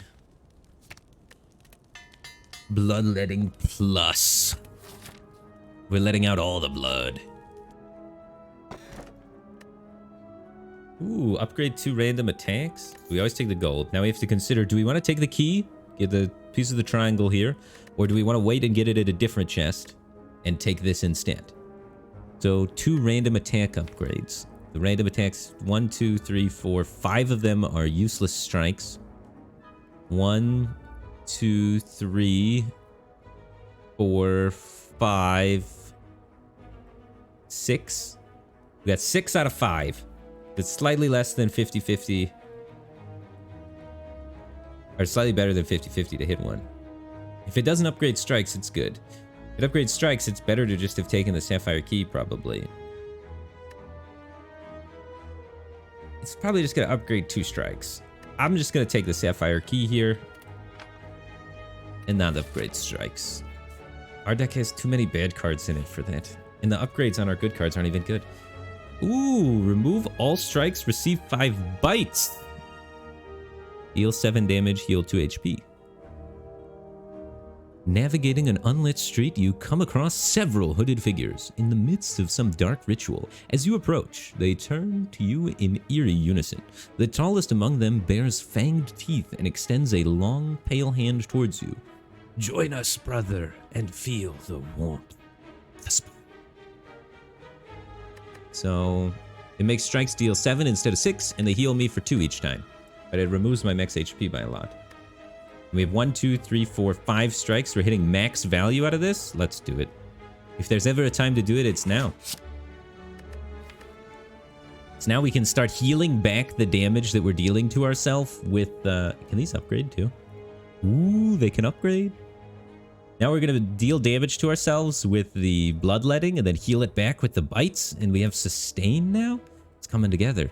The tall figure grabs your arm, pulls you forward, and sinks its fangs into your neck. You feel a dark force pour into your neck and course through your body. You wake up sometime later, alone. An intense hunger passes through your belly. You must feed. Okay. Ooh, meat. They did say we must feed.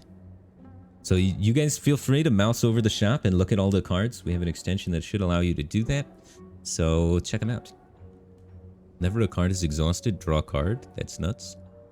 Start each combat with 1 artifact. That's nuts. Artifact negates the next debuff, so it allows us to negate debuffs on us, which is sick. And if your HP is at 50% below, at the end of combat, heal for 12. That one's nuts. Start each combat with 1 strength. It's decent. Wow. Metamorphosis isn't even bad. I definitely want this Dark Embrace. I think Dark Embrace is pretty strong, and it's only cost me 39 gold, so it's pretty good. But then I can't buy Meat on Bone. Meat on Bone seems really good for our deck.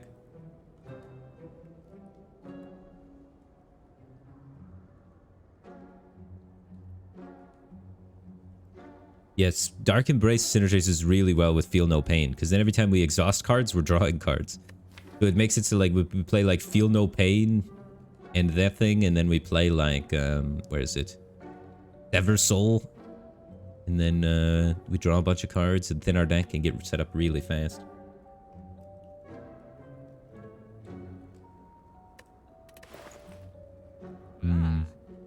But if I take it, I can't take Meat on Bone. But then I'd be able to get this instead. If we're below 50%, we're kind of dead. Our max HP is 56, to be honest with you.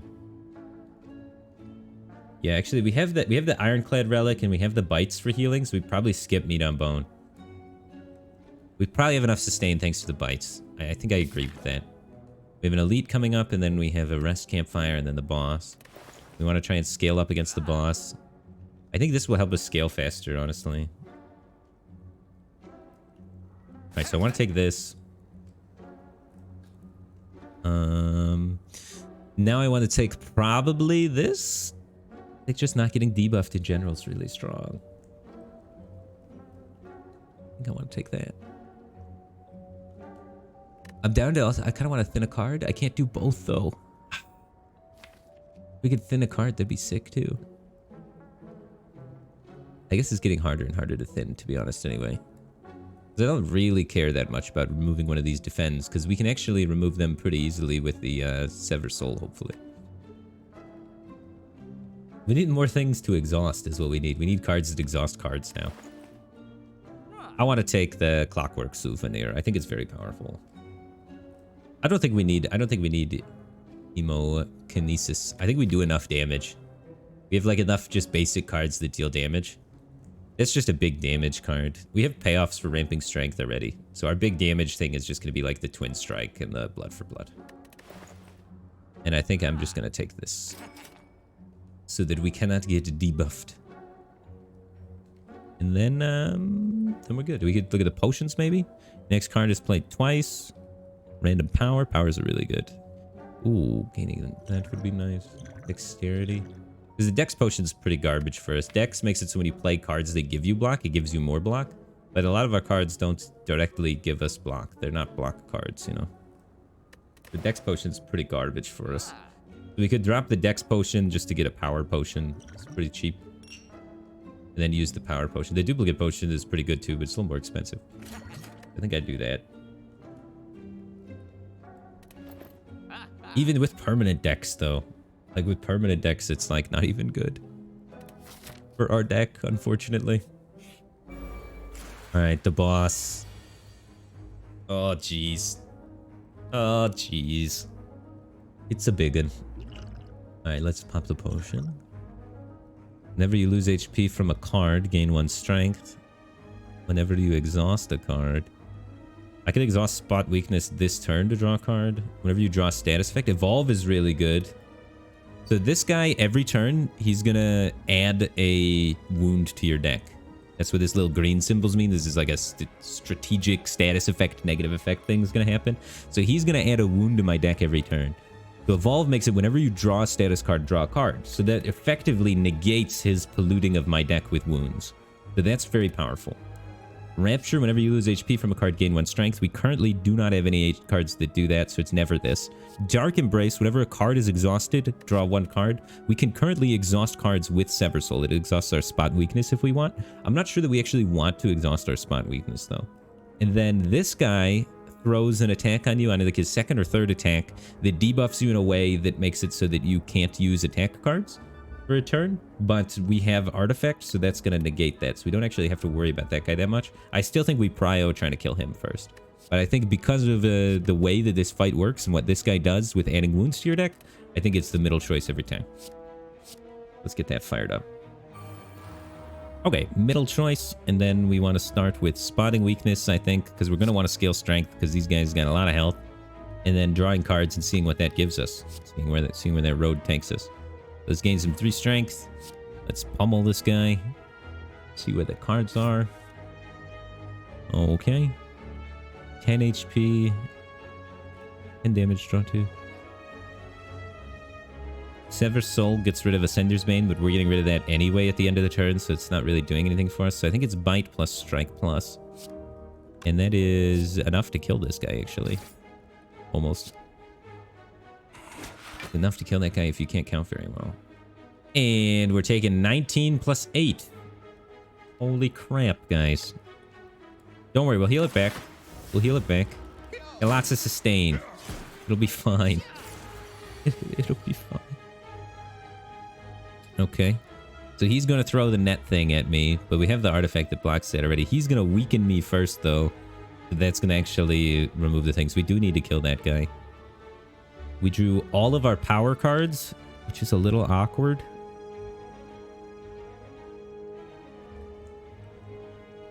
A little awkward.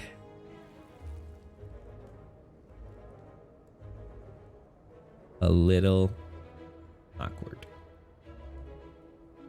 Combustion is no effect. I could kill the guy with Bash right now. But I'm going to need to use the potion not to die here. Because I'm dead on board to just this damage coming in. He's got 17 coming at me. Do we have to potion? Ouch. And then we are just killing this guy.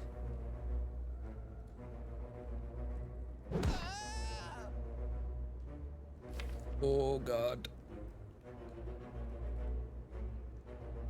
Do I want to combust? It's a scary time to combust because we're going to be taking a very large amount of damage. So combusting is spooky.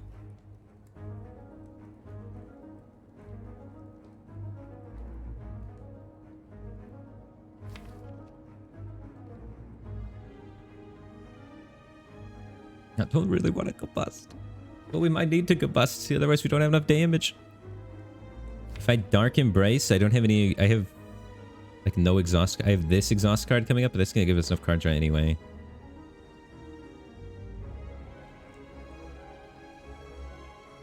Yeah, I think I'm just playing the double powers. Oh, jeez. We're very powerful. Look at all these powers going on here. So our deck is like set up now. Our deck takes a little bit of time to get rolling, but once it gets rolling, it's very powerful. All right, here's the Rage. That's going to be big. That's going to allow us to just gain a bunch of block this turn. And since we have the thing, we have the Evolve. So whenever we draw a status effect card, we draw one card. We don't care that this guy puts status effects in our deck every turn. So our next priority is to kill this guy, who is weakening us and dealing damage. Because next time he hits us, it's actually going to weaken us. Let's draw 2 cards here. Fortunately, we can't make him vulnerable to get the card draw off the drop kick. Pretty much always playing this. Big value. It's our most damage and one of our better healing cards right now. But yeah, we have Rage up, so we're just playing all the attacks, right? And blocking everything. Yeah, we online. We're out there. Oh, yeah. Now we could just heal up on him. Oh, wait. We don't have any card draw. Gosh darn it. But we can heal up a little bit.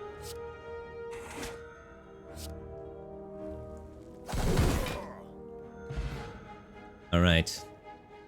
Not horrible. We used both of our potions. We're left with 18 health at the end. We got a potion back, though. 2 crits? It's very good for our deck now. And it's upgraded. Let's do it. We need ways to exhaust cards. The next 2 non-boss chests you open contain 2 relics. And we, on the next... so we have to wait for this to be good. This is going to be good later. Uh-oh. This boss might beat us, guys. I'm scared. Choose one of 20 cards to add to your deck, or sleep and heal 18. You come across an ornate building which appears abandoned. A plaque that has been torn free from a wall is on the floor. It reads, "The Library," in all caps. Inside you find countless rows of scrolls, manuscripts, and books. You pick one and cozy yourself into a chair for some quiet time. Imagine just stopping to read while trying to message through a spire of deadly monsters. I'd be way too stressed out to read. But yes, easy heal. I don't need to add cards to my deck. Reading is for chumps. You doze off in your comfy chair instead. You wake up feeling refreshed. Dude, it's like, it reflects my personality, to be honest, because I probably would rather rest my wounds than read books in the mysterious place full of death. I don't know, resting sounds pretty hard to do, too. Reading is for chumps. The Snake Man. So we actually have Artifact, so he's not going to be able to confuse us. Typically, he confuses you, which is this buff that makes all your cards cost random amounts and is very annoying. But not today, Snake Man. We have the Clockwork Souvenir. We don't have any room for your shenanigans. Oh, yeah, and our health's all the way back up, dude. Being a vampire is sick.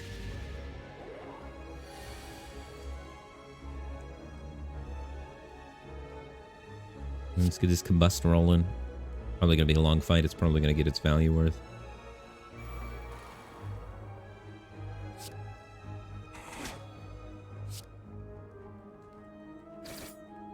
So we can gain 4 block with the drop kick, or we can gain 8 block with this and take no damage. I'd rather take no damage.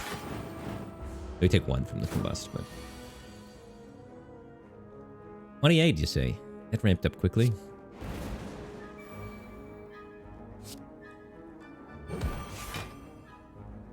$21 only now.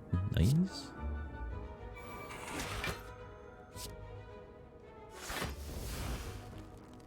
Easy. We did have to exhaust one of our good cards, but I think we'll be able to finish him without needing it. Every card's exhausted. Draw 1 card. With 5 extra coming at him. He's vulnerable and weak. 21. We're gonna have to play this. The question is, do I want a Dark Embrace to get the extra card draw or not? No, because I have 2 Pommel Strikes. So we're very likely to hit one of the Pommel Strikes, so I don't want to spend 2 mana playing this. So here we go. Pommel Strike 1 time. Yep. Nailed it.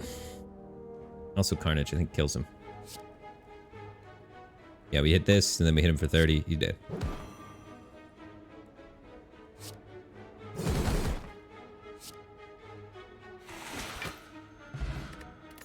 Now we're cruising. Ooh, our first Shrug It Off? God, that card is so good. I can't believe we haven't had any Shrug It Offs yet. This is my first Shrug It Off of the run, dude. Shrug It Off's nuts. It just gains block and draws a card. So it turns mana into armor, which is very convenient. Double tap. The next card you play, when you upgrade it, it's really good. This turn, your next attack is played twice. We can upgrade it too, because we're like pretty much full health, so we're upgrading here. So whenever we take here, we could upgrade. So we could have like this. The next 2 attacks are played twice. Upgrade all the cards in my hand for the rest of combat, which is really good versus the fight we're coming up against, because this is a long one. Could upgrade all these bites, you know? So they're healing 3 each time. Now, upgraded armaments might actually be pretty okay for this deck. Upgraded double tap, and then what attacks we would be, you know, getting a bunch of strength and then being able to play like double bites, for example, you know what I mean? Like tons of healing that way, or potentially double strike with a bunch of strength, or double blood for blood with a bunch of strength.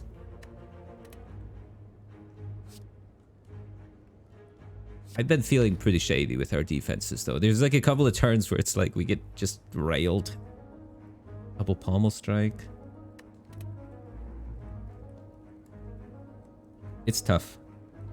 These 3, I think all 4 have some consideration. This one's better earlier on. It's kind of falling out of favor now. I think it's one of these 3. I think I've taken Shrug It Off, though. I think Shrug It Off's the safer way. I feel like I don't have enough consistency right now. Like, we do powerful things, but sometimes we just don't gain armor on a turn. And then we sometimes could get 1 shot because our max HP is so low. But I'm going to take Shrug It Off and play it safe, I think. I'm playing it a little cowardly. And then I want to upgrade something. I want to upgrade something.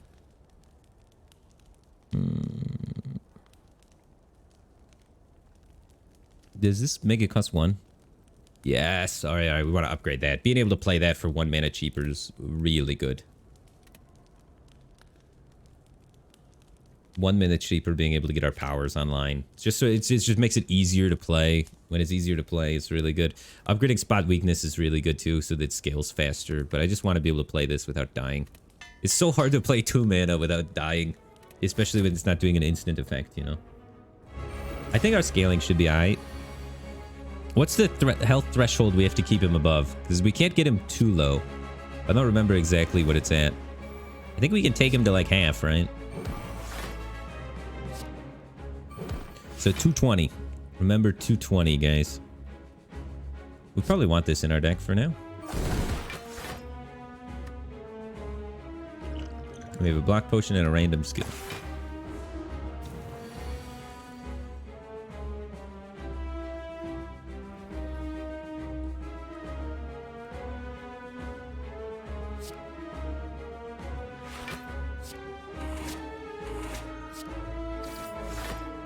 The interesting thing is a lot of our defense is from attacking. So it could get a little awkward, I guess. Then we exhaust a card, draw a card. We want to kind of save offering potentially for the big finish. But I kind of want to use it now to not die. Anyway, let's start with this, I think.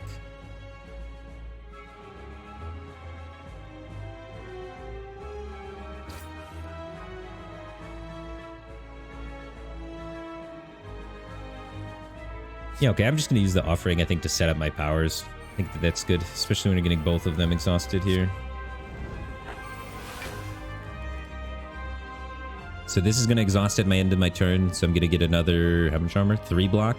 I'm at 10 block right now, so I just need 8. Not take any damage from this guy this turn. Don't have the freaking spot weakness played once. It was a little unfortunate. I definitely want to get the combustion ticking so I don't have to redraw it ever again. And I want to play spot weakness every time that I can. I want to play 2 attacks this turn. If I'm playing 2 attacks this turn, I can't play combustion this turn. So it's... if I draw the spot weakness. Alright, well, I'll risk it. Ooh. I can play that now.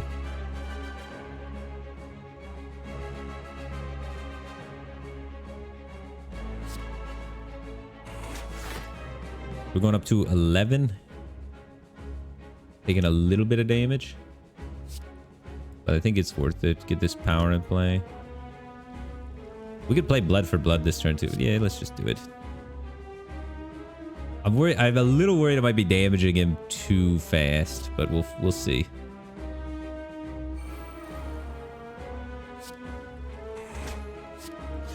Can't resist, it's so free.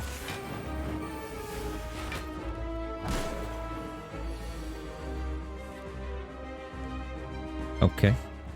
He's not attacking during my spot weakness. We can't scale. Oh no, guys.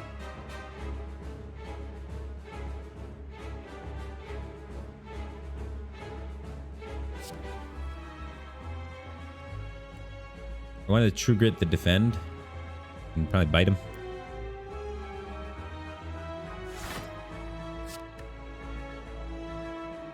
I'm actually down to true grit this. Yeah.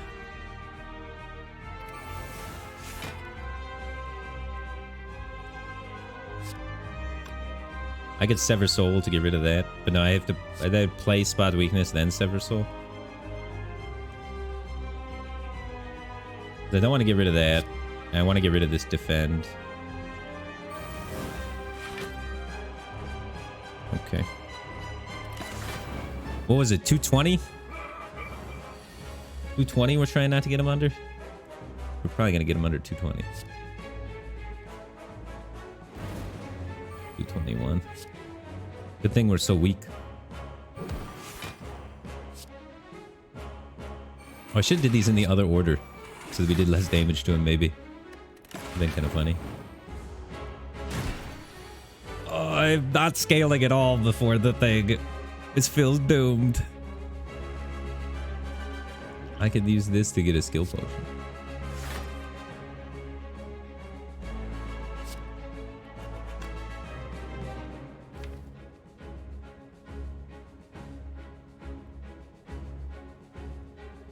I don't think we can do that much damage, dude. I don't think we have the burst potential in the deck. So we're gonna have to tank at least 1 hit from the guy. I want to save my potions, maybe the skill for the turn where we have to do a lot of damage to him.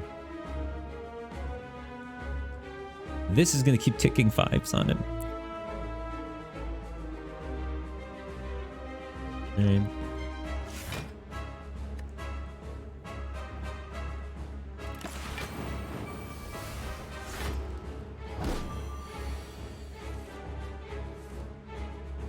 How? I still haven't been able to connect the buff.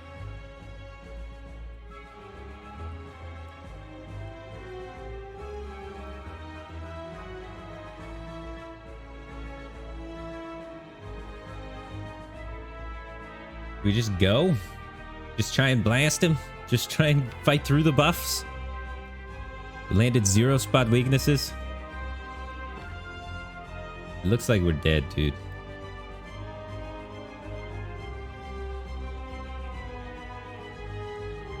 I think we just try and blast and pray.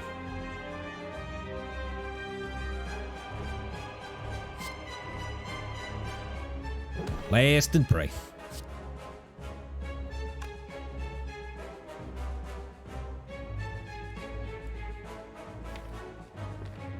Can't really make use of additional cards this turn. Sucks to let a Pommel Plus go. Let's see what this does. Double your block. Okay, these are not good.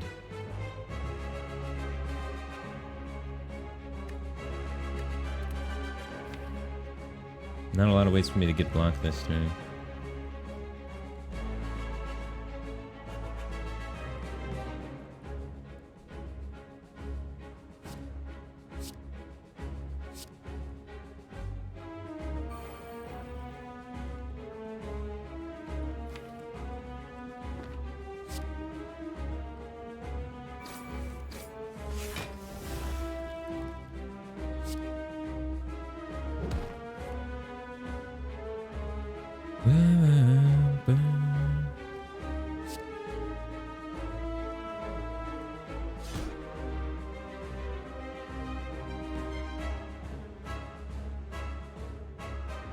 I think I might have True Grit a Cleave.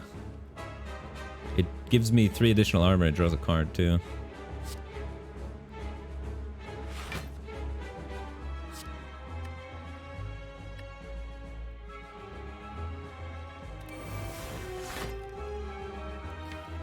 Okay.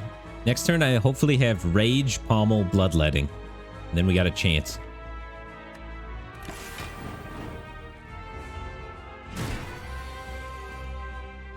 Oh wait, we needed the turn after he buffs. I forgot he takes a turn 2 buff. Oh my god, I'm trolling. Now I have it all too early. I didn't get the Pommel anyway. Next turn we'll Pommel into all of it. It'll be fine.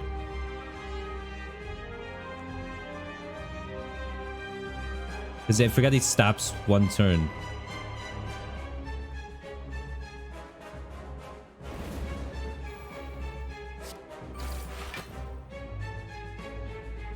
I don't really want to lose Bloodletting or Spot Weakness, do I? I don't care about losing Spot Weakness. I don't want to lose Bloodletting, though.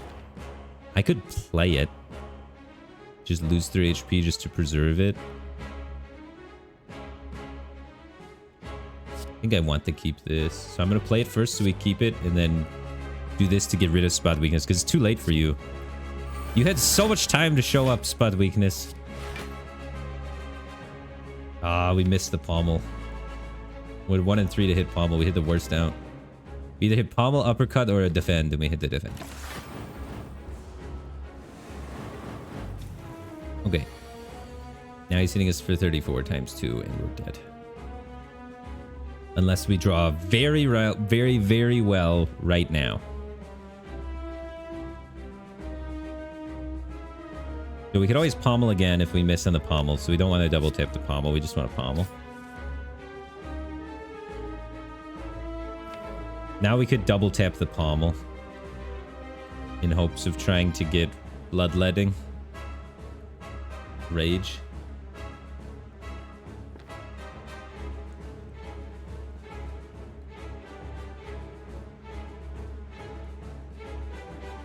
If we uppercut him, how weak does with his weakness? The weakness doesn't do enough. That's 34 times 2.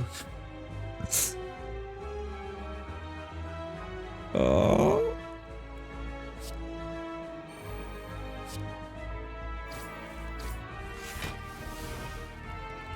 It's not enough. There's no Bloodletting. Where's my Bloodletting? We're dead, guys.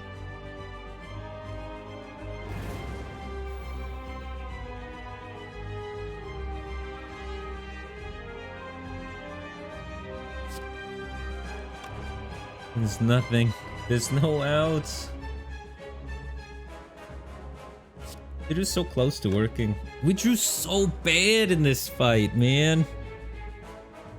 Oh, whoa. Philip Chunk X10 just gifted out 10 subs. I appreciate the generosity. Welcome to the Batcave team thing. Alira's sees you. Skara, Bunny Butt Science Land, MCM 2014, Hope John Charles, Wise Bighorn, Assault and Pepper 23, Rain 7, Off, and Jerry Joris. Welcome to the Batcave team thing, guys. Appreciate the support. Glad to have you here. Yeah, I'm dead. We draw a card with True Grit, actually. True Grit could draw it still. True Grit can draw Bloodletting. We have one more chance, guys. One more chance.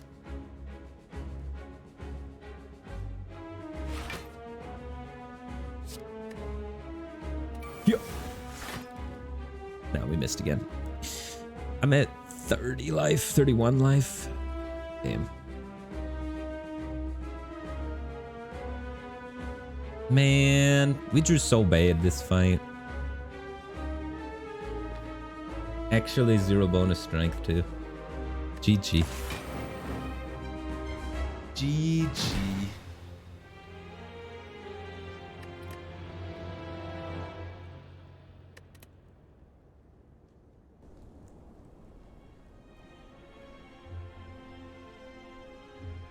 Alright, I'm gonna take like a 2-minute break, and then we'll do another one. So if you want to stick around for that, feel free. But I'll be right back in like 2 minutes. Let me know in the chat what the class. Actually, I kind of want to do. Maybe we do the daily climb, the challenge thing. What's the challenge thing? Craft a deck from 30 random cards. Ooh, that sounds kind of fun. Normal enemies drop relics instead of cards. Whenever you enter a new room, lose 1 max HP. Start each combat with 5 pleated armor. We'll try this. We'll try the challenge thing. The challenge things are always kind of fun. They have like really wacky rules that make you think about the game differently. So I'm gonna try that after this. Just gonna stretch my legs and go to the washroom and whatnot. It's been sitting for 2 hours straight. I'll be right back.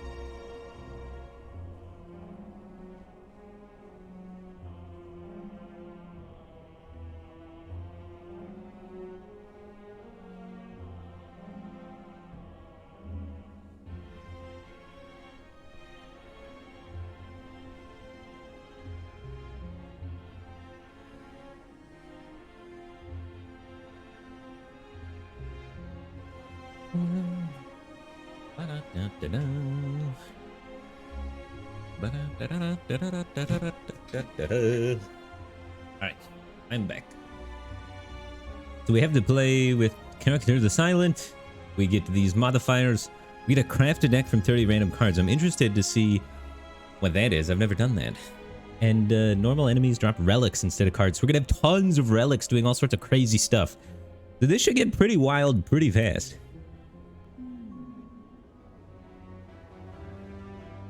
Alright, so choose 10 cards to add to your deck. Holy cannoli. We have all of these options, and we need to pick 10 of them. Already off the bat, I'm noticing a lot of poison cards, actually.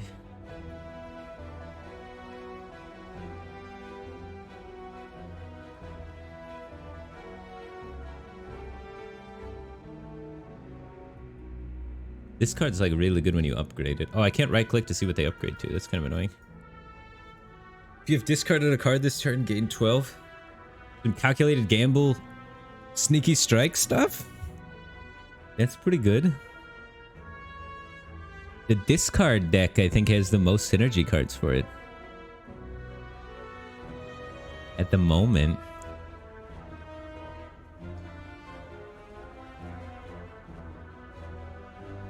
There's 3 calculated gambles.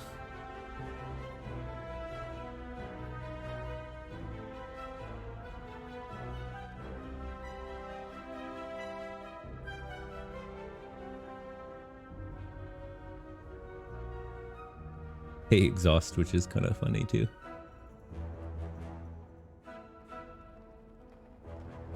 We could like do a sneaky strike choke calculated gamble thing with all the 0 mana cards.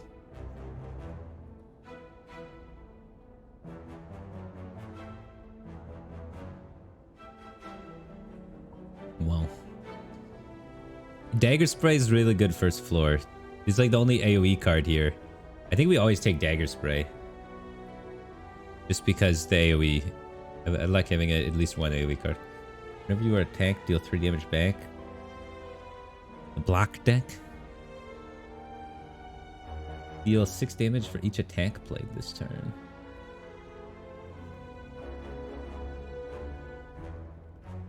Deal 8, draw a card. I'm into Dagger Spray though. Quick slash. Oh, I can just... I thought they were going to add it immediately. I was afraid to click anything. I like calculated gamble plus sneaky strike stuff. I think that stuff can be really good. Can we look at what boss it is? We can.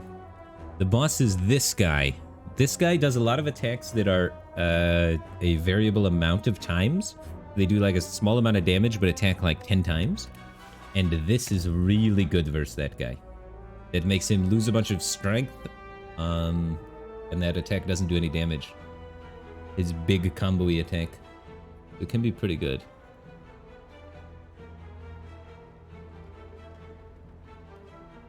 This is 0 mana, deal 8.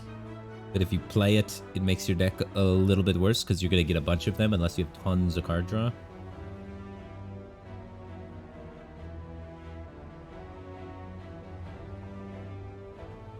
Backflip draws 2 cards. Kind of nuts. We have probably the card draw to support Endless Agony, honestly.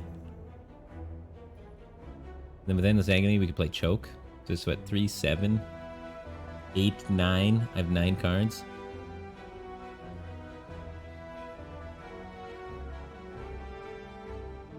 Oh yeah, it is Exhaust. That card's good. 0 mana, deal 8. Solid. 0 mana, deal 8 with flexibility to do other stuff.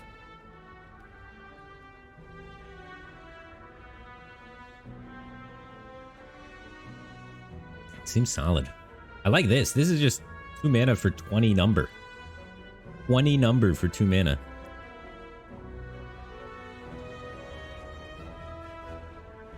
I kind of want to take Expertise, though.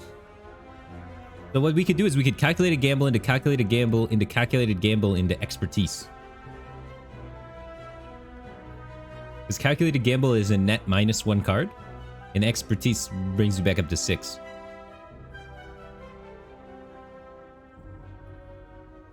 I'm kind of down to take all the 0 mana cards and go for like a big 0 mana super combo. I don't think we need Piercing Whale that badly. I want expertise in the other calculated, maybe even prepared just to really lean into it.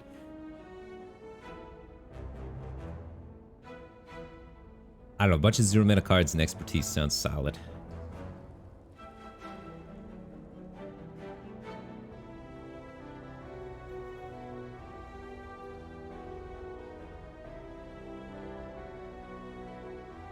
Dagger Throw looks pretty good. It activates Sneaky Strike, it cycles our deck. I'm into Dagger Throw. I like Acrobatics with all these 0 mana cards too. And there's so many things I like. This is tough, man. This is tough. I think I'm going Dagger Throw. Just need enough like flat damage. Alright, what do you think of my deck? Beautiful.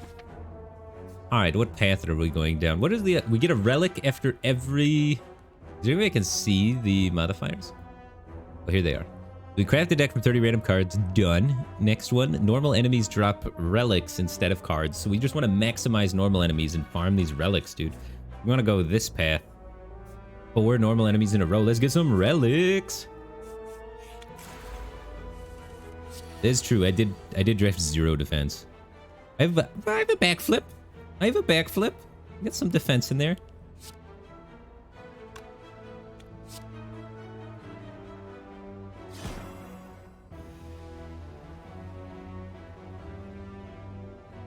I could try and calculate gamble the expertise thing.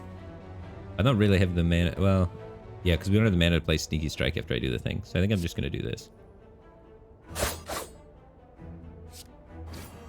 And kill them. Wait, I mean, we did draft a lot of damage, but like, I mean, sometimes damage good, you know? 2 HP, kind of sucks.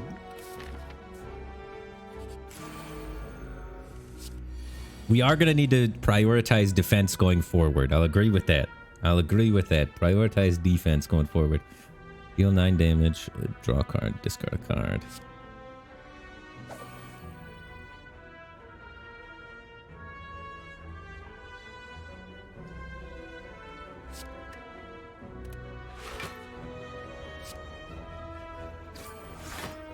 And then we can play 3, 4, 5, 6.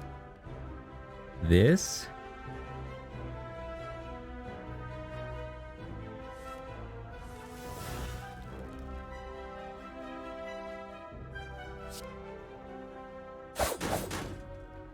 Nice. Nice. 1 vulnerable to all enemies with us one-shotting them like this is sick.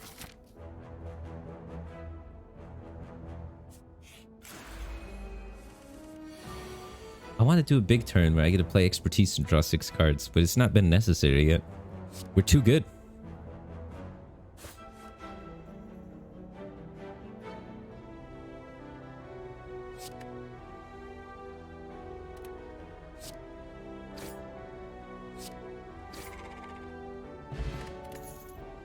At the start of each combat, add 3 shivs to your hand. Okay, we might want to skip this. But it's... Do they exhaust? Do the shivs exhaust? Oh, yeah, they exhaust.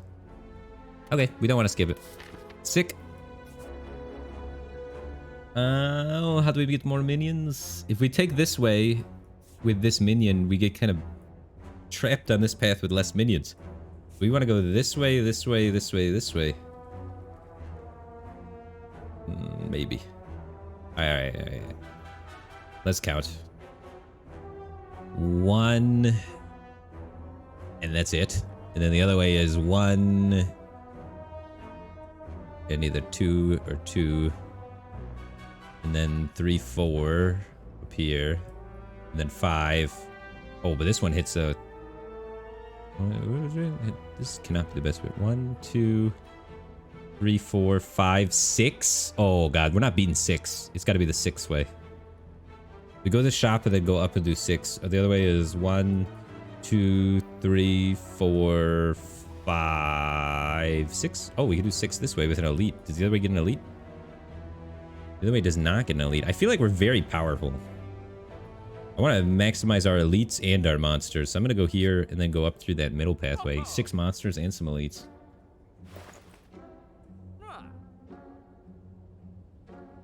I'm 6 gold off. Getting anything good?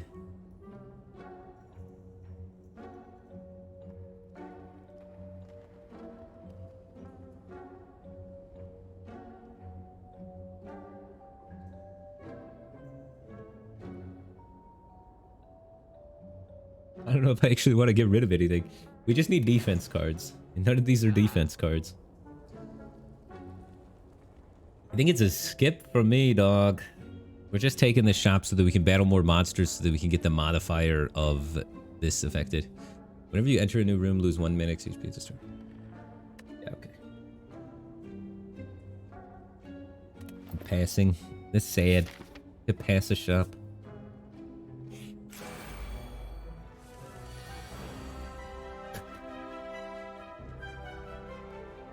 We draw so many cards. Oh, okie dokie. We definitely could kill him somehow.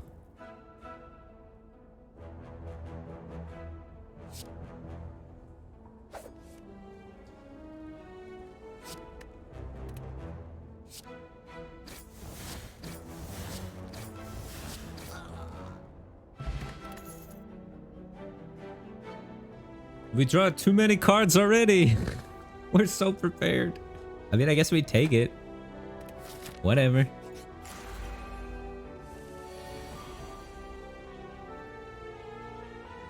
And he's vulnerable. Can we discard anything? I can't actually discard anything with this hand.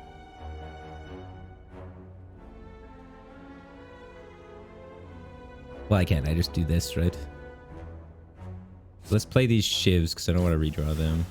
I want to redraw Endless Agony, though, because that doubles in my hand. Now we redraw and we hit the Endless Agonies, you know?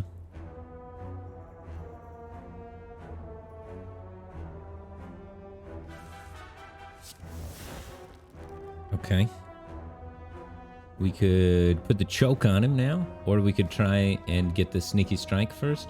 So I can do a calculated gamble again, and then I will get the Sneaky Strike every time.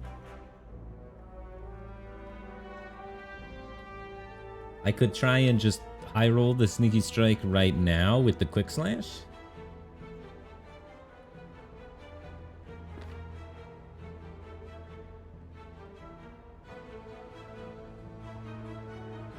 Or I could just play choke and do a bunch of damage that way. You just do this whole side. We always get a agony as well. I think it's just choke and agonies him. I think it's too strong. But yeah, I think it's too much. It's too much damage. I think it kills him, honestly. Or gets close enough to where we're not taking any damage, you know what I mean? Nice. Every time you play 3 attacks in a single turn, gain a strength. Let's go. We're going to be so strong. Another Sneaky Strike? That's perfect for our deck. This is also not defense. We may... This plan may blow up in our face at some point, but that point is not now. And then we're going this way. We're at full health. We don't need to rest. Let's draw cards until you have 7 in your hand. Every time we play a card, deal 5. So that's going to be good to have upgraded for the boss. Sneaky Strike just increases damage, not the mana. Calculated Gamble makes it so it doesn't exhaust from your deck, so you get to keep just calculated gambling, which can be pretty good. I wanted to get... And then this is pretty good because we can create a bunch of these with our calculated gambles. So since we're cloning it, upgrading it's really good, right? It doesn't increase the card draw. It doesn't increase the card draw. That is our only block card, so that's some consideration to maybe upgrade that. I want to upgrade the chokes and the calculated gambles first, I think.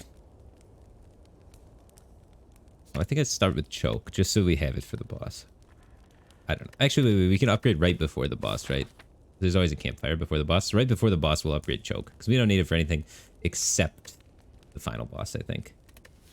I think it's calculated gamble upgrade, so that it doesn't exhaust, so that we can keep gambling agony.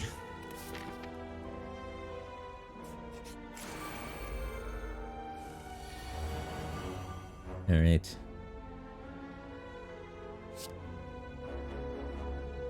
That guy dead.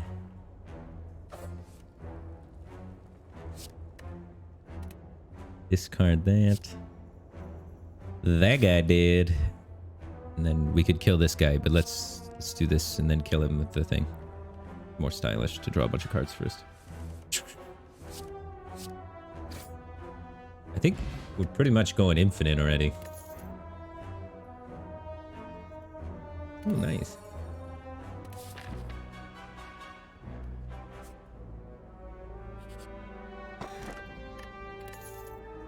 Wow, healing. Easy BFT, my video editor, Ed the Editor, has just subscribed for 66 months. Welcome back to Batcave Team Thing. Appreciate the support. Glad to have you back. Hopefully your move went well, dude. Glad to see you again. Alright, let's hit this guy because he's hitting us. And that's a big no-no in these parts. Let's get rid of defense because I don't believe in defense. And let's start punching. Put both of these back in my deck.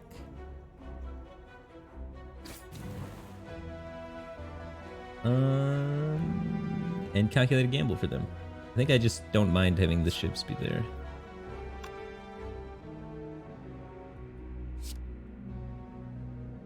We draw 4, 5, 6. Okay.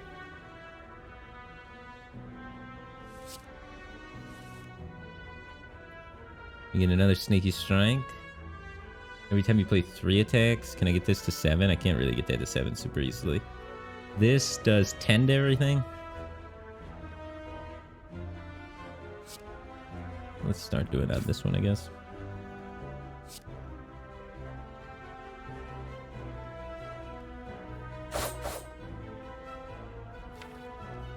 Now let's get these shivs out of my deck.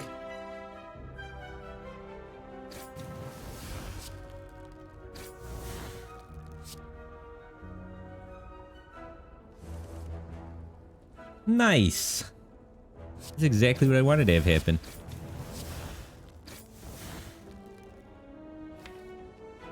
Hey, cool turn.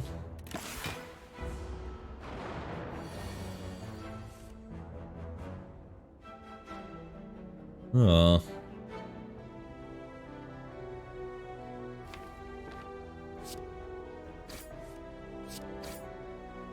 Not a cool turn, but it still wins. Negate the next 2 curses you obtain. Whenever you obtain a curse, increase your max HP by 6. Yeah.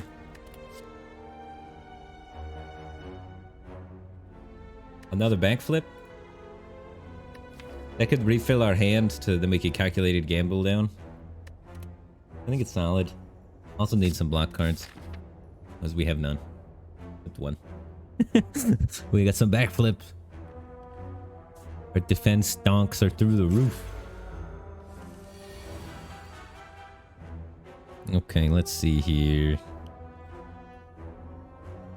Wait, do I not have a discard? My only discard is this.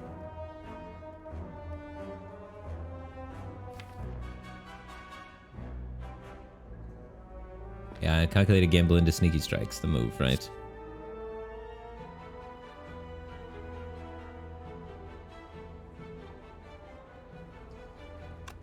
Wait, I'm gonna draw 1 agony. So yeah, I'll still have a full hand. We're not gonna draw 2 agonies, right? Do I have an agony? I only have 1 agony in the deck, so I'm not gonna draw 2. Okay, it's 3, 6, 9. Yeah, nice. We go up to 10 cards. And then we can sneak a strike. And then we can choke if we want. We should be able to sneaky strike again. Twice. Now we calculate a gamble again, and then we double sneaky strike, and sometimes we get more endless agonies. Because we always draw those 5.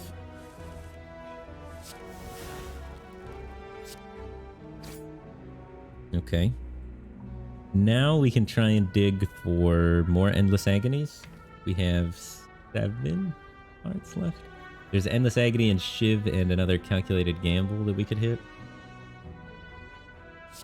We want to dig with this, not with the other one. Because we'd probably kill him this turn. We hit. That's huge. Get rid of the armor because we don't believe in it.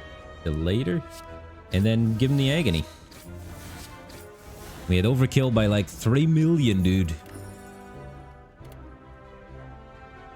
Now we don't need that potion. The other ones are better, I think.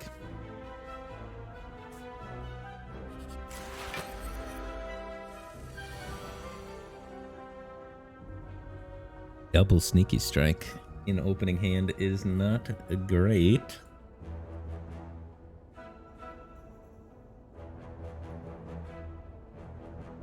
Good pass. No, we get so much draw at the start of our turn, we don't want to pass.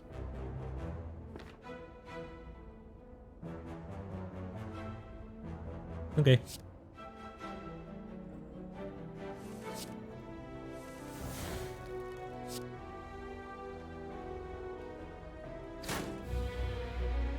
And he's awoken.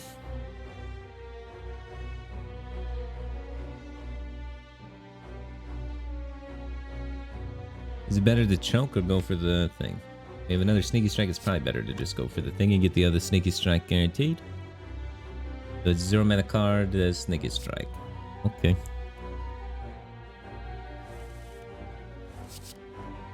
Ooh, agony.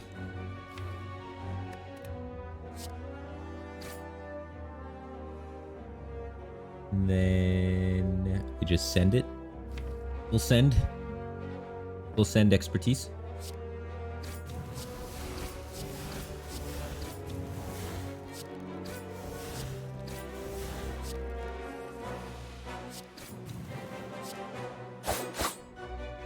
OTK. Every time you play 10 attacks, gain mana. Alright, we might be able to go infinite now. Because we can play a lot of attacks. More agony? Agony is a core principle of our deck, but you kind of only need one. I guess it makes it start stacking faster.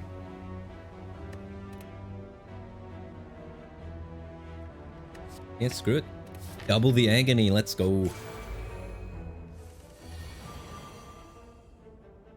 I have both sneaky strikes in my opening hand. I have a way to discard though.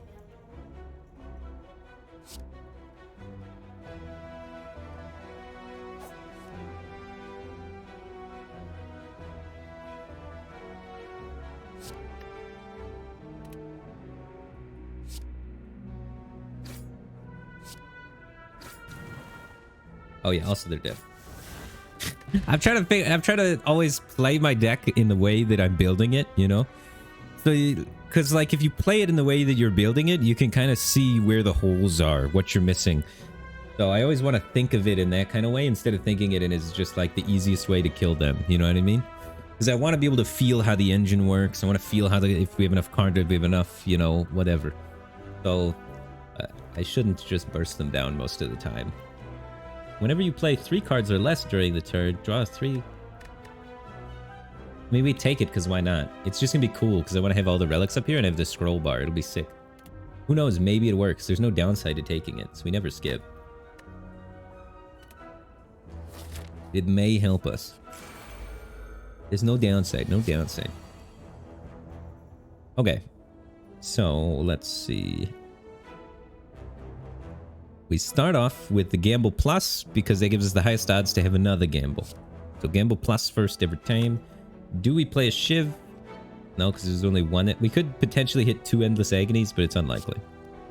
Either way, it just puts it in our discard pile anyway. I think. Yes. Okay, so that's fine. I don't care if an extra Endless Agony gets in my discard pile. Oops, not that. Alright, so now we have 3, 6, 7 left to get to the Sneaky Strike. And this is going to draw us 3, 6, 7, 8. So we get the Sneaky Strike every time, so we always do. And then we get to Sneaky with him, and then we send it. We could have even added the Choke at the end and done more damage. Then we gain mana from this and gain more strength from that. Kind of nuts, dude. Keep giving us garbage potions, though. So we get either Toke or Smith. Since we got this relic, we get the Peace Pipe. We get stoned, man. And forget things. Forget about our violent ways and shape our deck differently. We get rid of some of these block. Oh, I'm kidding. We probably should have them. Eventually we're gonna verse something we can't one-shot, yeah? What is the thing we gotta build for?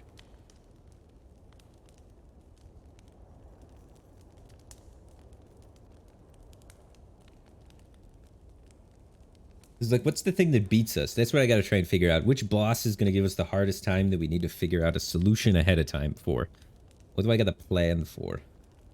The heart could be annoying. The Time Lord is going to be really annoying. The Time Lord only makes it so you can play 10 cards a turn. So how do I make it so my deck sometimes can only play 10 cards a turn and crush people?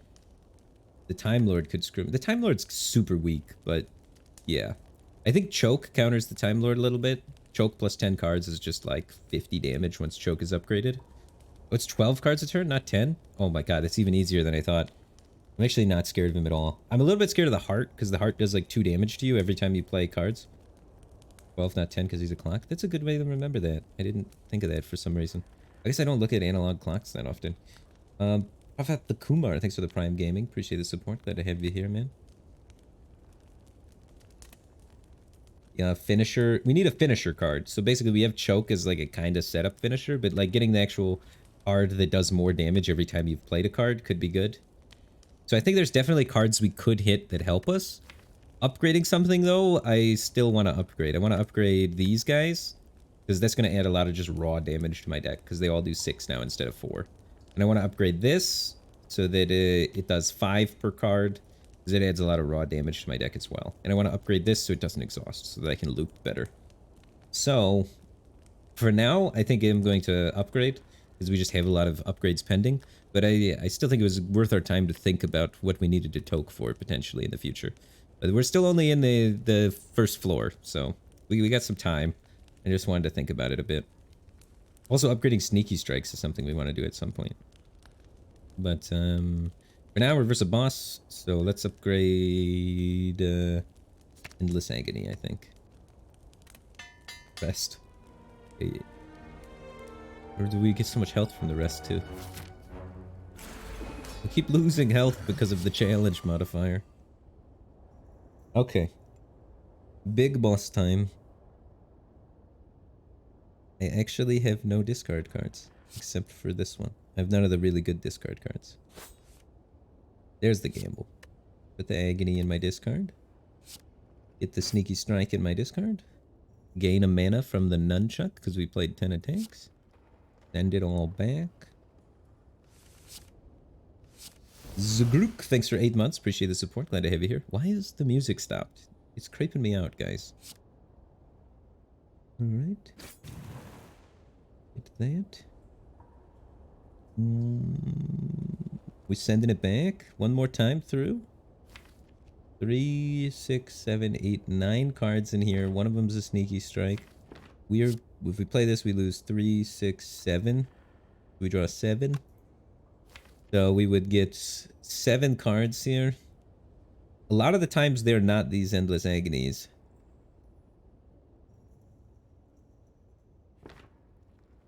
So I think it's Choke, Send It, and not Calculated Gamble again. And then next turn we draw, hopefully a draw. Well, our next draw is going to be so bad if we do that. That's the thing, right? Our next draw is trash if we do that. Unless we get like 3 Shivs, an Endless Agony, and an Expertise. Then it's the nuts. Our next turn's shady. We could take our next turn now, kind of. We could do like... Yeah,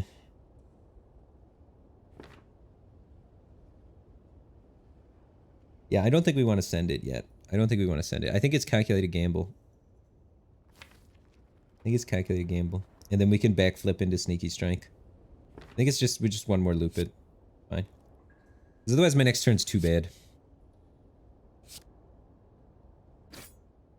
Sneaky Strike. Everything and then Expertise. Hell yeah.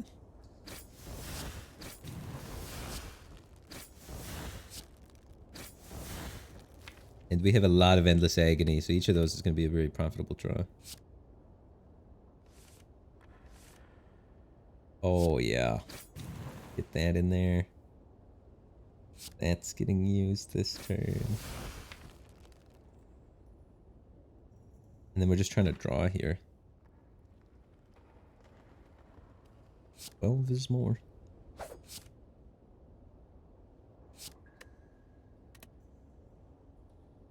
Those do 7s. If we play one more attack, we're going to get another strength. Oh yeah. And then we have another 2 that we could hit. Come on, baby.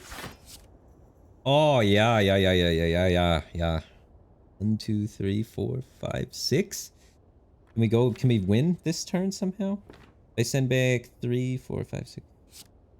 I send back 6. We draw these 4 cards. We could get it. I have no mana left. We could not get in anything. But we could clone them again. Next turn, can we do 19? Next turn, we can do 19. So yeah, we win next turn. Oh wait, these are 12s right now. He's dead. And they scale up in the middle here. I forgot he was vulnerable. Whew. Close.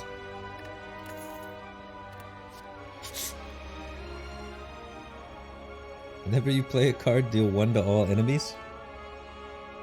We do play a lot of cards. That could give our deck AoE scaling. I don't know if it's worth it. I don't know if it scales enough damage, but maybe. We do play a lot of cards. I have to spend a turn playing this, though. You know what that means, right? It means they get to have a turn. Because that costs 2 mana, guys.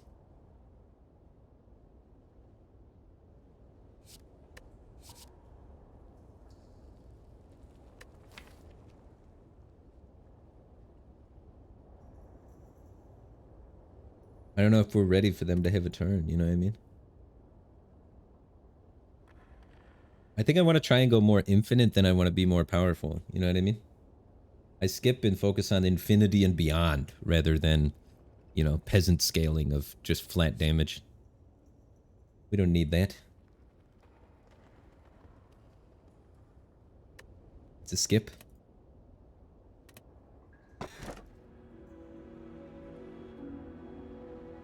Gain a mana. At the start of your turn, whenever you open a non-boss chest, obtain a curse. We have 2 things that block a curse and 1 thing that makes curses give us max life, so that's not bad. Replaces Ring of Snakes. Oh, we already draw 10 cards at the start, so this does nothing for us. Upon pickup, get 1 potion. We have 3, so that doesn't help us. Gain 50 gold. We have 435, so that doesn't help us. Obtain 1 card. We don't really want any cards. We're trying to go infinite, so that doesn't help us. And upgrade 1 card. That kind of sucks. So I think we want this one.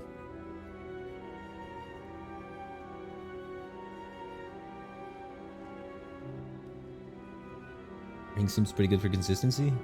It would be, but we draw 2 at the start, and we draw 3 from this at the start, and then you naturally draw 5. So we're already drawing 10. Unfortunately. Otherwise, that would be sick.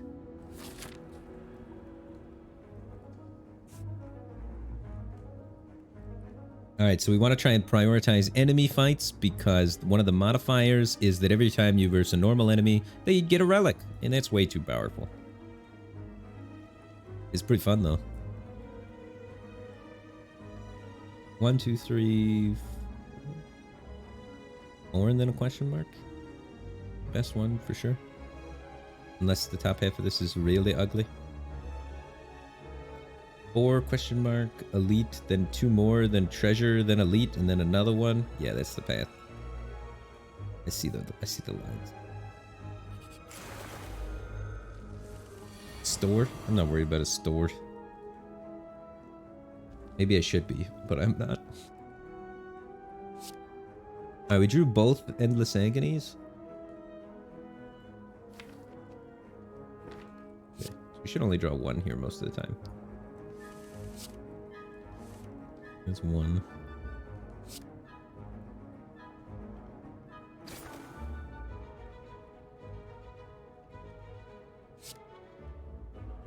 And then we send it around again.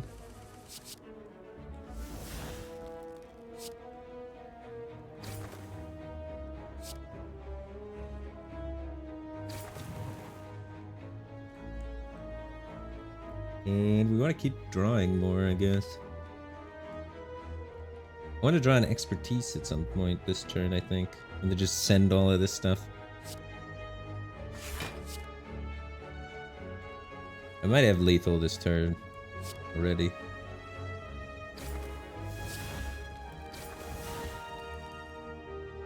Here, I definitely do. Let me just choke this guy and kill them all.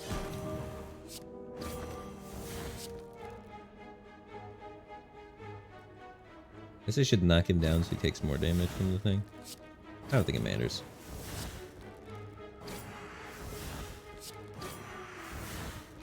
There we go. Cards containing strike deal an additional 3 damage. I don't know, do we have any cards that say strike? We have Sneaky Strike. Big. We play that card a lot, actually. +3 on our Sneaky Strikes. It's sick.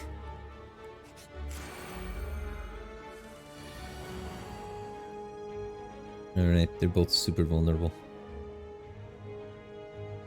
And we want to play... We may want to play a 0-mana card.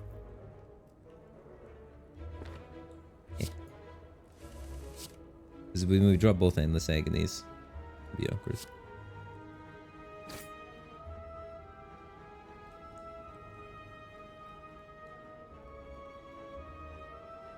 I think we killed them already. But the Infinity is a little far away at the moment.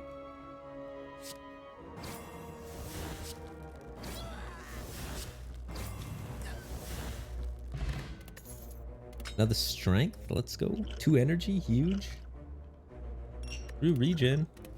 That potion sucks.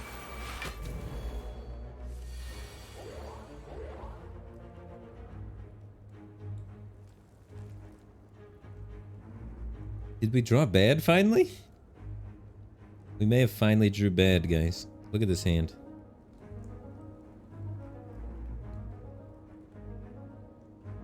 I can't get the sneaky strikes out.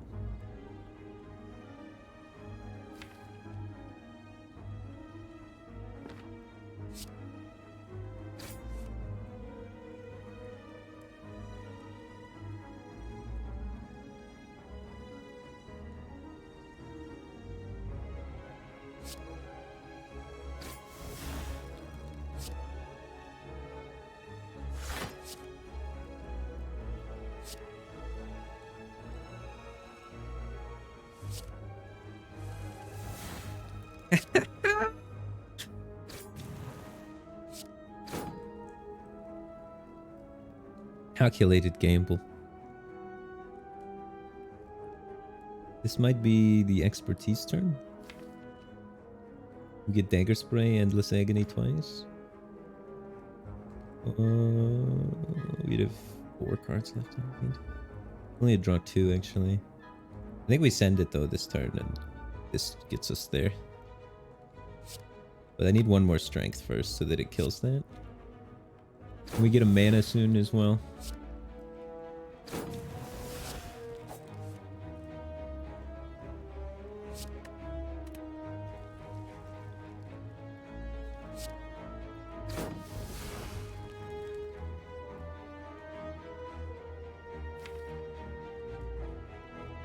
I draw these 3 cards. Yeah, we have enough.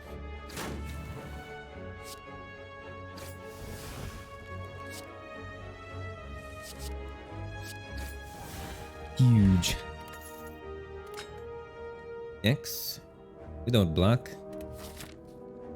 They did. There's nothing to block. Another relic or a 473 shop. We could do this shop later instead. We could hit both shops up maybe. Since we're seeing so many relics, there's probably a high odds we get a good relic for us, you know what I mean?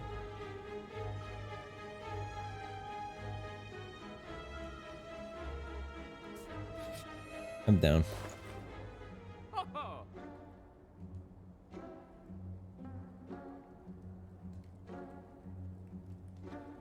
Motion slots. OP. What do we want to get rid of? Anything? I'm down to get rid of like Dagger Spray maybe? I don't think we need the AoE.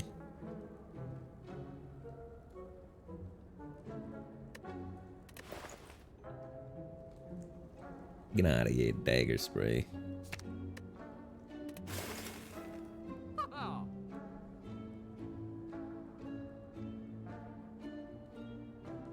We could Masterful Stab loop. Does 12 every time we get it. but I don't think it's necessary. I'm trying to just go infinite with Sneaky Strike.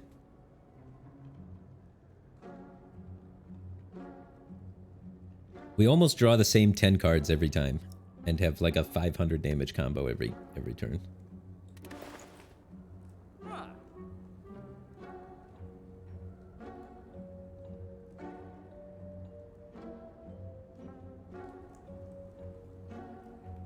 Dude, reduce enlightenment might actually be OP. Actually, Sneaky Strike will cost. Oh, enlightenment's OP, dude. Sneaky Strike costing 1's gonna be nuts. I could have the same 10 cards every turn, right? Because I'll have 10 cards. I draw 10 cards every turn, and then I could always have Sneaky Strike, Enlightenment, and then play that, discard them, draw them back, gain mana, and go infinite and win. It's the call. It's Enlightenment. That's the one. Huge. And we skip on these. These don't do anything.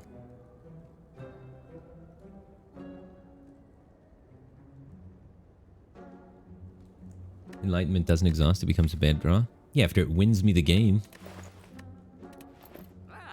After it makes my Sneaky Strikes gain me mana. It's gonna be sick. But yeah, maybe we want to find some card that exhausts cards, I guess? I don't know. But yeah, we should be able to discard it with things, right? Pretty easily. I don't think it's going to be that big. Ooh. We have no strikes in defense, so I think the choice is obvious. We're going to remove a card from our deck.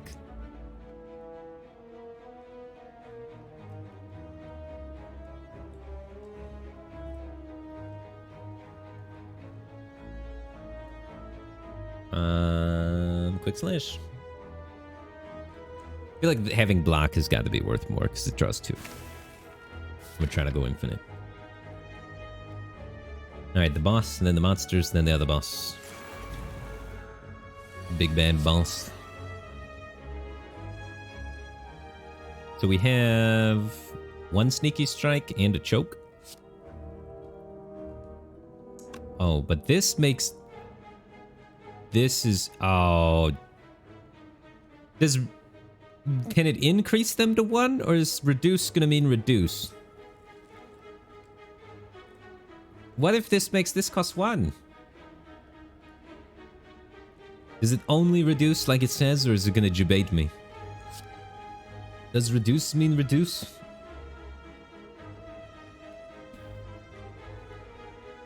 Thank God. I thought that's how it worked, but I wasn't 100% sure. I was a little scared. So now we can start with the choke, and we should be able to gain our mana back.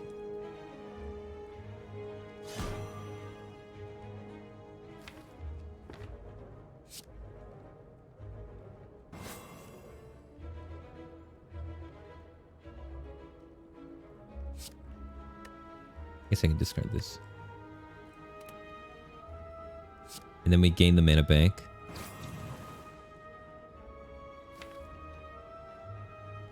And we can play 1 draw 2 this turn if we want. We should do that before the calculated gamble.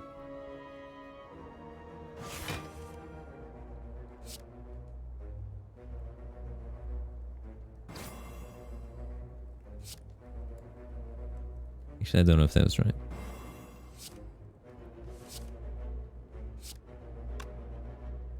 Reduce the cost. So now we can get another mana gain, but we do want the mana gain because we have the expertise to reset the card loop. Yeah, that's huge. Now we can just reset the whole thing. Oh, he's dead.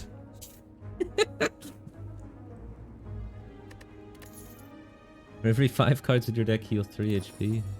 Yeah. I think we're done with cards.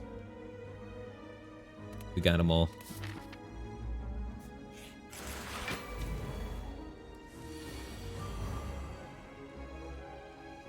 Ooh. 1 Sneaky Strike. I think with these fans, you just send it. Send it around with the gamble.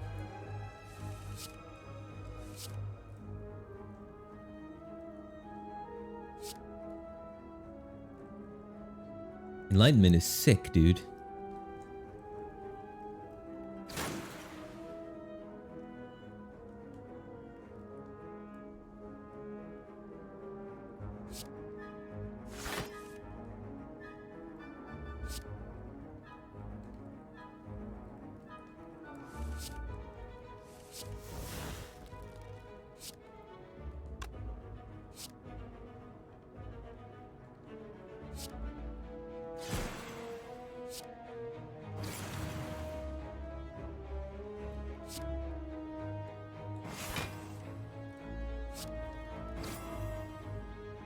Look at how much damage we have. We can send all these 0 cards down till we have 2 and then draw another 4 again and then restart the loop. So sick. And we're gaining strength the whole way.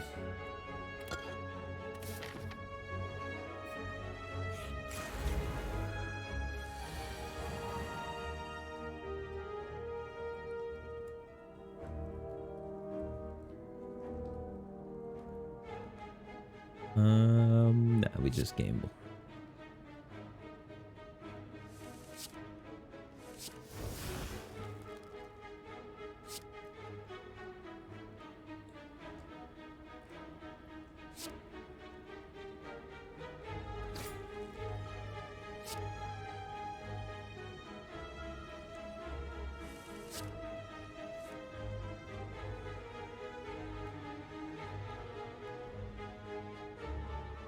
I do think it's a dagger throw. We could hit the one thing.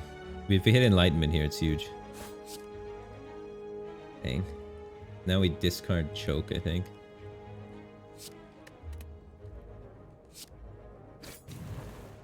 And then send everything. And then expertise.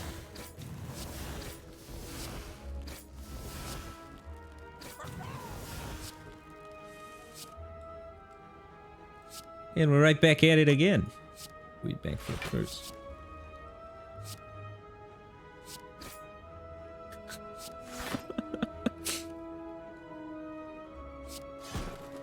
Alright, so the only thing we have to worry about is the time guy. Oh, I want that, right? No way, I need more card. Is it the time guy? It's not the time guy. We don't have to even worry about the time guy. Easy. I think we can't lose. I think we actually did it. I think we won the video game. And there's no triangle for this one, so there's no 4th floor. Kind of a bummer. Ooh, we upgraded the calculated gamble. We needed to do that. Oh wait, this is only Act 2. This is only Act 2. I'm crazy. I thought this was Act 3. It feels like my deck is like Act 3 level, you know what I mean? I thought that that's where we were at. I guess this is worth playing.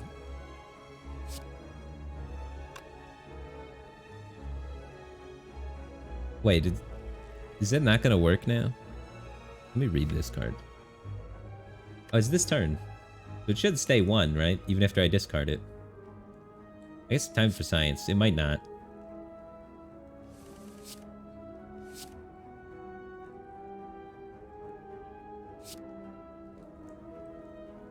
I don't have any AoE, so I guess. But all we have to do is kill this one and we're good.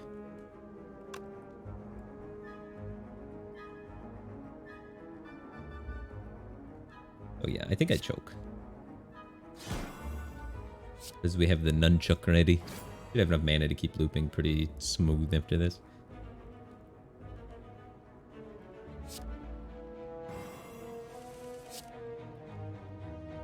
No, see, it didn't work. It didn't work. After you discard it, it loses it. I think. Yeah, because we only have 2 of these. Yeah, so it doesn't work. It doesn't work unless you play it the turn you do it. That kind of stinks.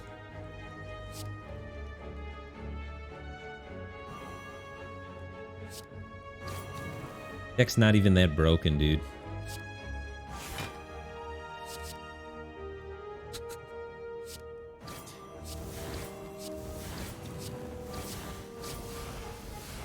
Honestly, kind of balanced since they made me have to upgrade that card. Ooh. Like Ghost in a Jar. Intangible means that all damage taken is going to be 1. So that means I can use that and then only take 1 damage for a turn. I think we're good. I'm down for acrobatics though. We have mana sustain really well with the enlightenment combo, but adding a little bit of extra card draw could keep the loop going longer. Actually, I feel like we have enough with the 2 backflips. We don't even use these. And we have these already. I'm down to skip. I don't want to risk breaking it. It's working. Let's not mess with it, you know. I think we might as well hit up the shop. See if there's a relic that pertains to us. At the start of each combat, choose one. We do not want to add cards to our deck. That's not good. Whenever you apply poison, apply it to everybody. Not a poison deck. Every 4th room's a treasure. Of the sneaky strike. You have no attacks in your hand. Draw 2 cards. Not great. Add things. Not great. Before they discard all non-attack cards in your hand. Not great. Always bouncing flask is good, but not really our thing. We're taking that. We're getting some out of here. Let's get out. Wait a minute. Oh, it's just dagger throw. Okay. I think dagger throw is worse than choke, but yeah, I think choke's on its way out too. I'd be down to get rid of choke, to be honest.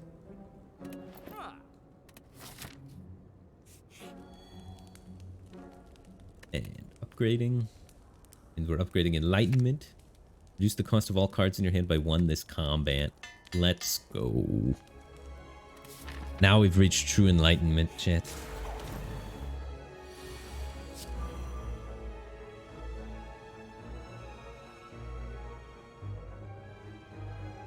He missed.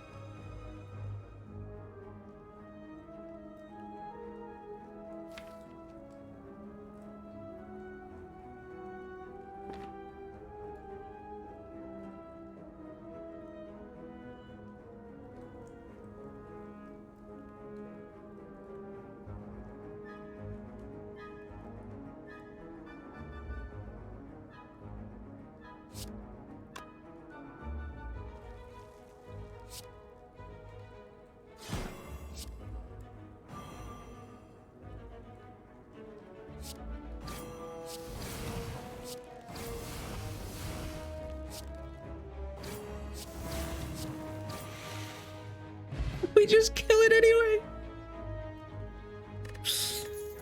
Well, I guess when we miss, it's true. We do draw all of our damage then.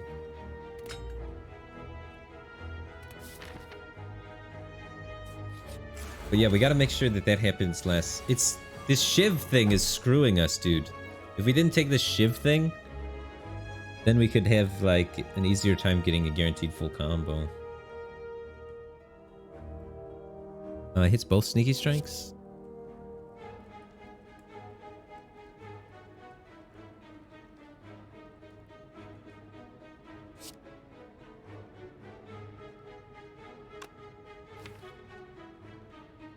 Yeah.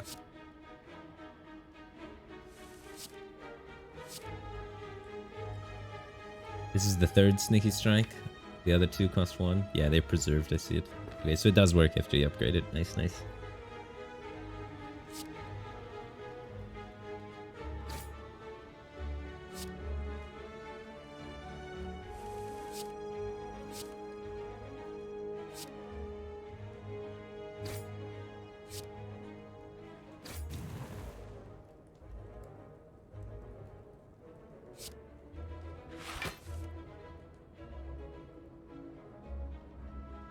I'm gonna play some of these.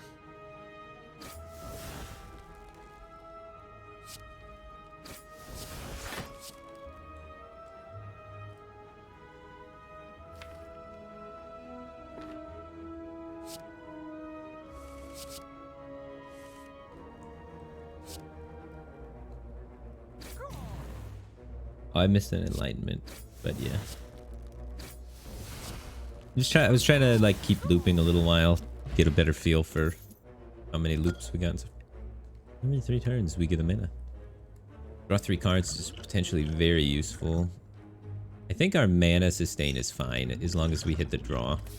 So we need more draw than mana right now is how I feel about our loops.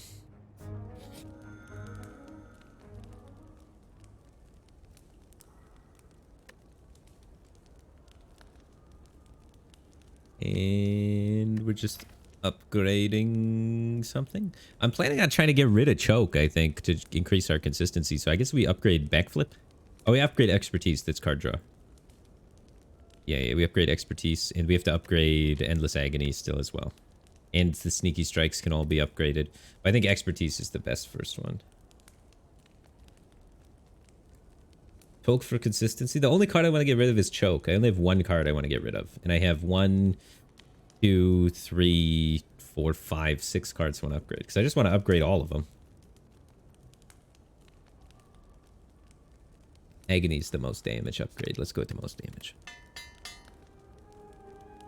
We play this card many times per fight. It's going to be a huge damage increase going into the boss, I think.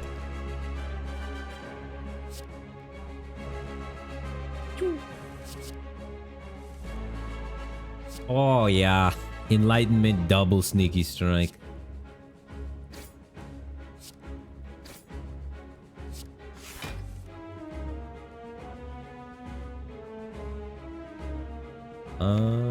We want to clone a lot more of these, so it's just calculated gamble for now.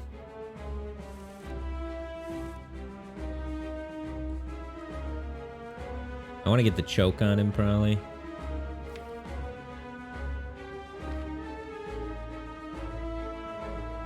I want to see if... I don't want to play choke for 2 mana. Do I? Because I want to choke backflip this turn and try and hit the thing. So I'll miss 3 damage on the choke, but I think it's worth it for the opportunity to save a mana. Yes! Rewarded. It's missed 6 damage on the choke, but we save 1 mana, and that's more important.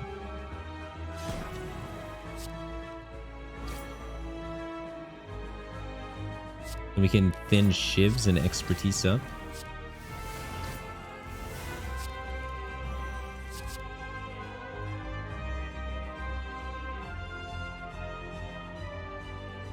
We have infinite mana, so we always play this. I can do this first. Yeah, just in case that happens. And then we calculated gamble for more card draw.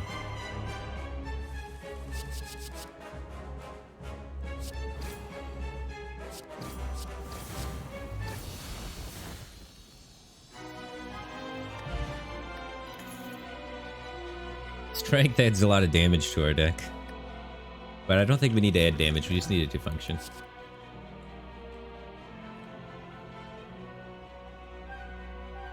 Whenever you play a card, gain 1 block. We play a lot of cards, team. That could allow us to counteract the heart if we had to verse the heart, but we don't have to verse the heart in this. Hey, I think we skip. If we verse the heart, I would take this, but we don't verse the heart, so it's all good. If we verse the heart, we take this, upgrade it, and then we're invincible.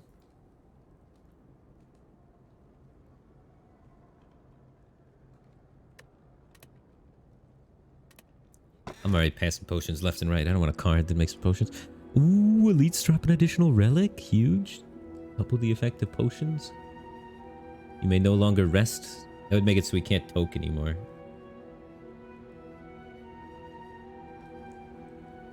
I'm going for the double additional relic. I don't think we need more mana. I feel like we have enough.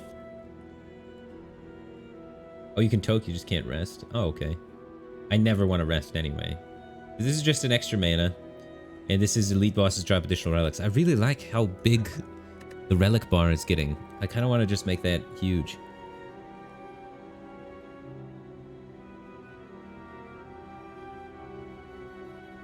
More relics. Let's go. Let's just get 100,000,000 relics. It's a Time Lord. Alright, so we can only play 12 cards a turn versus this guy. So I guess on the way there, we're going to practice trying to play 12 cards a turn and see what that feels like. So that we can start building for that. We got 400, so shops look good. And we want to maximize monsters, so shop.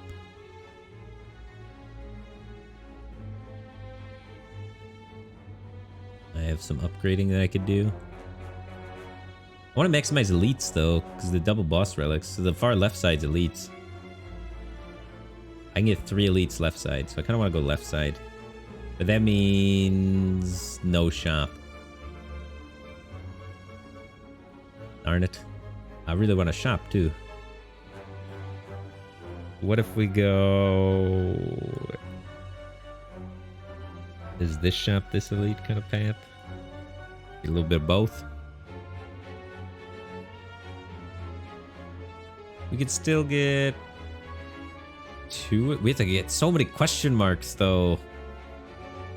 But yeah, we could get 2 elites into shop. So I think I want to do that. I think it's the most balanced of the paths. We go like through this, all these monsters up to this campfire to this shop to this elite.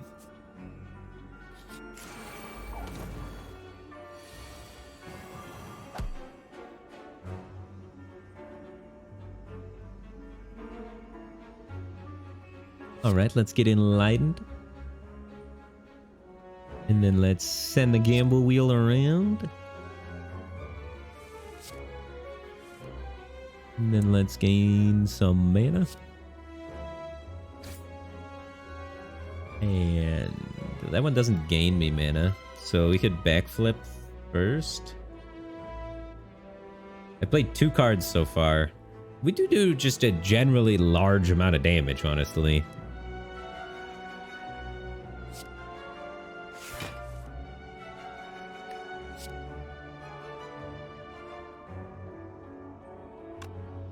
Chokes an attack. I'd have to have armor first, but...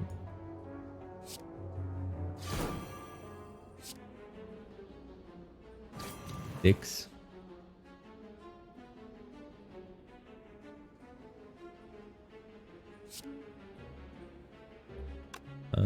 Seven, 8. We can do a lot of damage in actually a small amount of cards. We beat that whole encounter in 9 cards. They had like... I don't know, almost 100 life between the 3 of them. That's not bad. Well, that's not going to happen.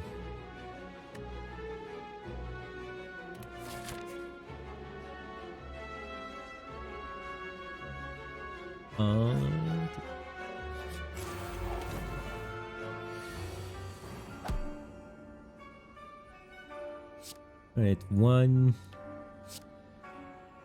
2,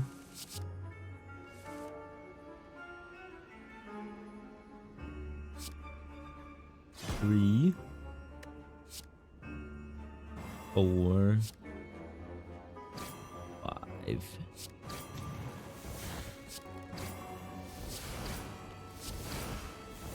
Yeah, we do over 100 damage. We should be able to beat this clock guy, no problem, dude.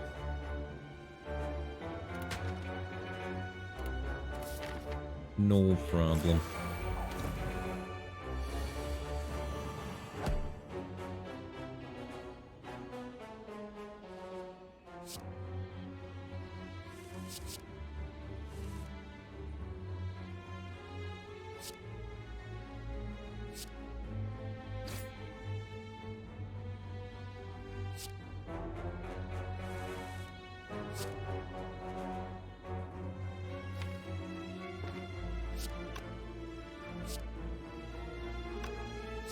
Backflip plus, not just regular backflip. I need to make room in my hand to draw 2 cards. 3, 6, 7, 8, 9, 10.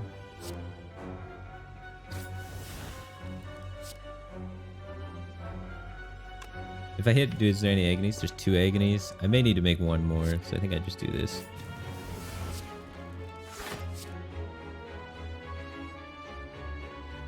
No loop. Hit a dead zone. Big unfortunate. It shouldn't happen too often.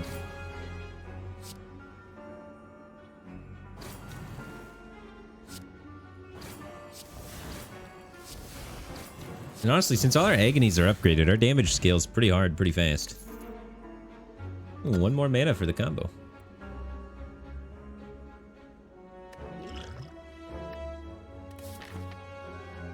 Another shop with 400? But no, we wanted to go up this way for the double boss relics. This way, yeah. For the double boss. Or at least the 1 boss. And then go up here, you get the second one. Yeah, that was the path. That was the path.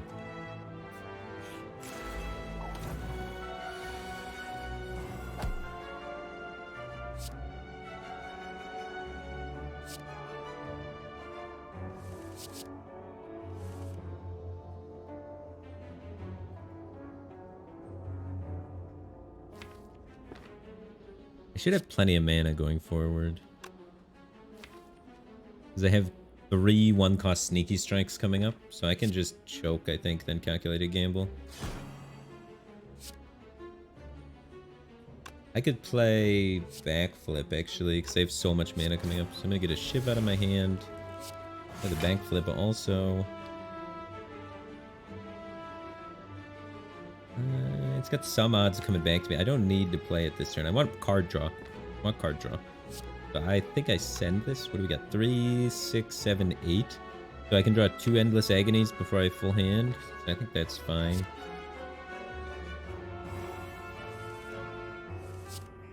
Just because I know I have so much mana coming, I want to prioritize trying to get these backflip pluses.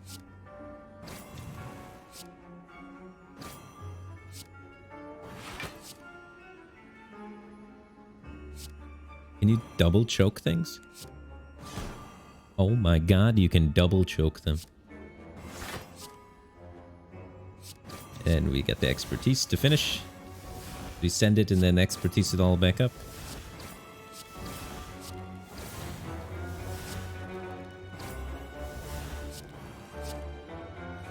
And we're right back at it again. Infinite mana.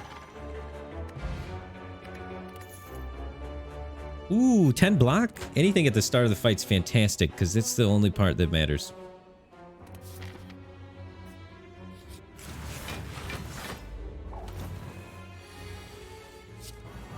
Twelve cards reached 120 that fight? Huge. Huge. I wasn't even trying to maximize per card. I was just trying to keep the loop strong. The loop's fun when it happens, man.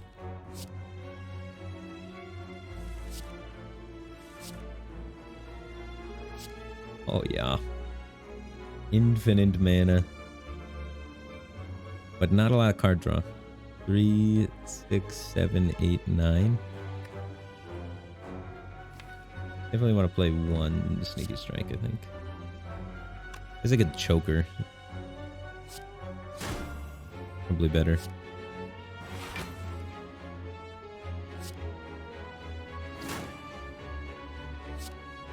Three, 6, 7. I think I send it around looking for card draw. I'll play the 1 mana sneaky strike.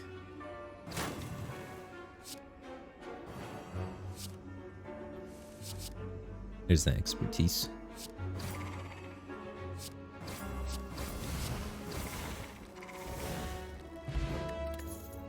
Yeah, just practicing setting up my loop.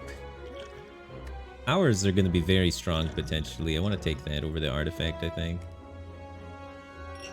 The power could make each individual card I play more powerful, which would be really strong against the boss. Is there any cards I want to get rid of? I think we're pretty much clean on getting rid of things. The only thing I might want to get rid of is Choke, but I think Choke's going to be strong in the fight up against the boss. So I think because it is this boss, I'm actually going to upgrade Choke so that I could do more choking, more power per card, so I could just maximize my damage in 12 cards, because the boss only lets you play 12 cards. So if it was any other boss, I would be getting rid of this card, but I picked out this card specifically to prepare for this big bad boss.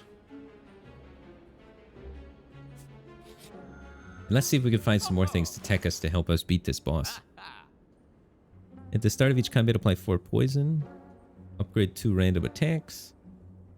You end your turn without block, gain 6 block.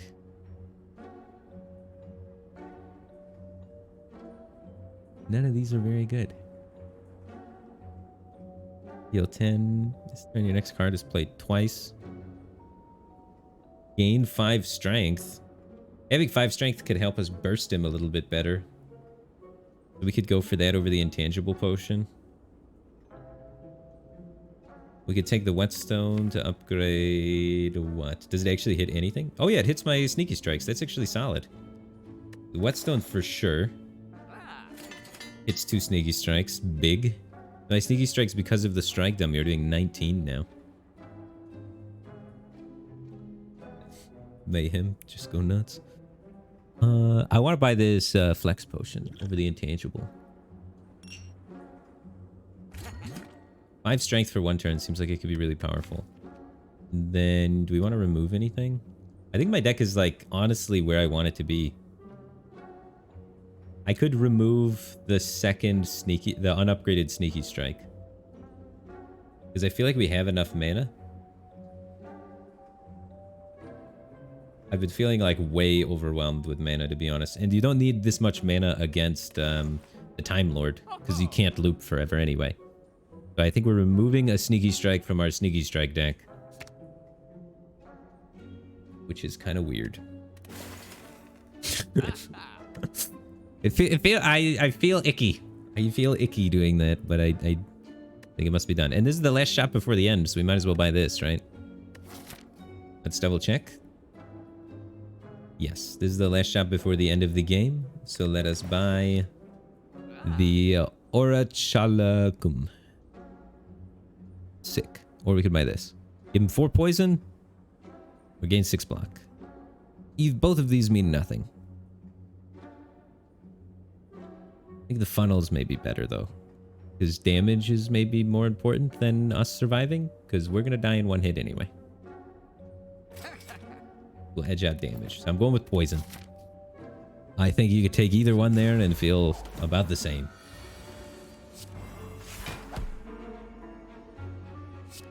Alright, gambling.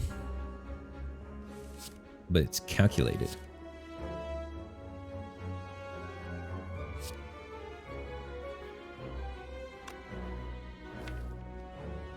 Is 1 agony. 1 Sneaky Strike. I could backflip first. Missed.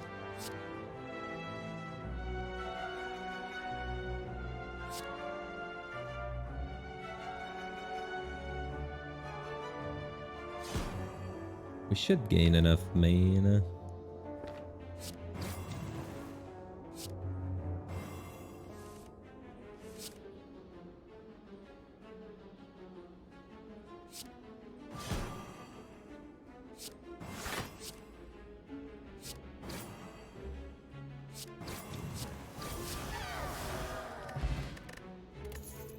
Hey, 300 gold that we can't use. The merchant's card removal service is always 50. More gold we can't use. No, we just took you out, Sneaky Strike. This is an upgraded Sneaky Strike. Maybe that's good.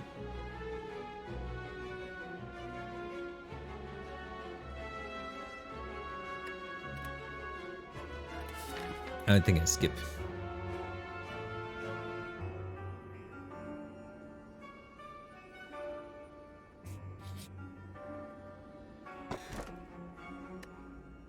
First attack each combat deals 8. Huge. Massive damage, guys. We go up left to get the other elite. Maybe we get some combats along the way.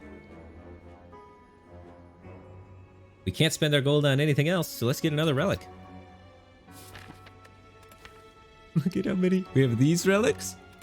And these relics.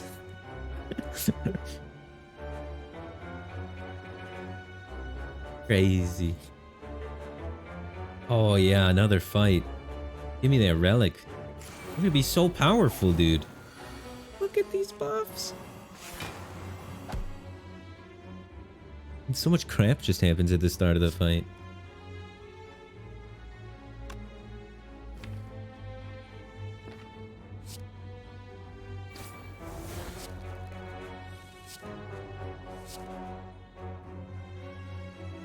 There we go, it's still at 10. So that works.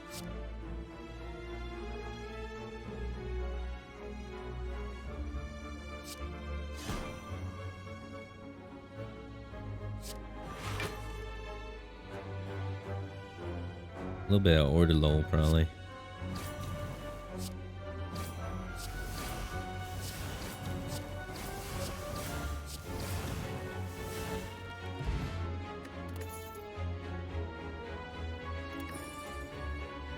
Oh, more powers. All I want is powers and strength, dude.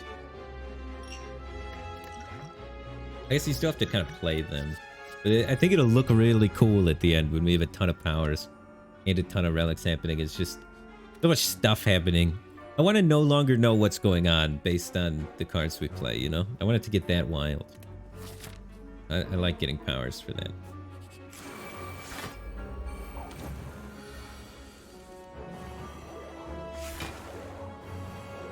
Like, look at all this crap that just happens. Good.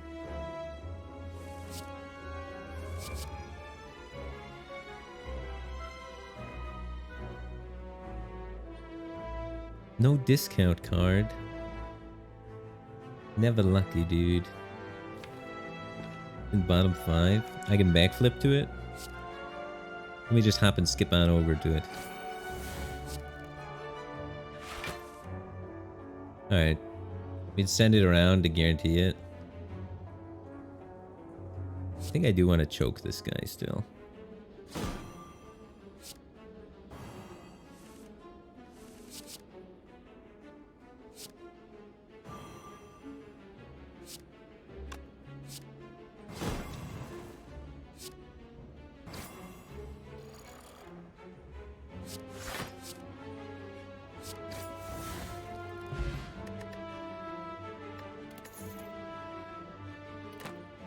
We heal 5 HP when we use potions now. We may need to remember that. That might be an out for something.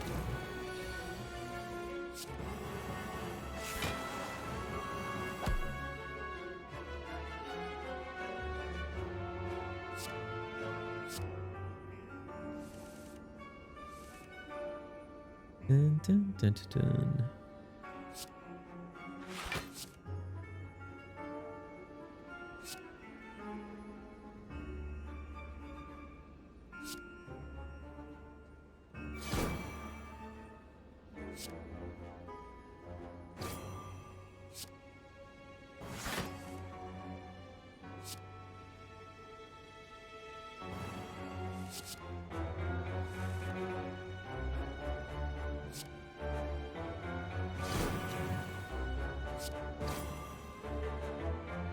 Much mana. We could play all of these and then draw all of them back.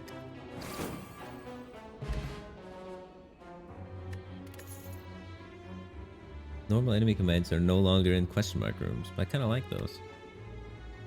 We already have gained 5 strength. We don't need 2 strength. I'm trying to one turn the boss that you can only play 12 cards against. Maybe that's foolish.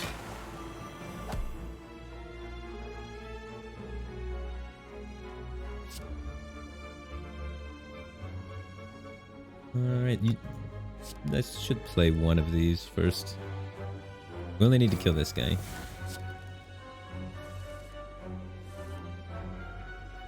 I didn't draw any of them. 4. I could hit the other sneaky strike. I could also hit 2 of the things, which is kind of awkward. I want a sneaky strike first. And then do this. I was trying to do a calculated gamble play. Maybe it was just bad.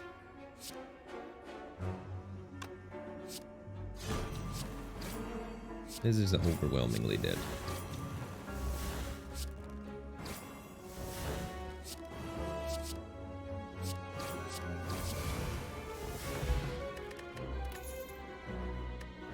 And if you play a power card, a random card in your hand costs 0 this turn. Huge. With our power potions.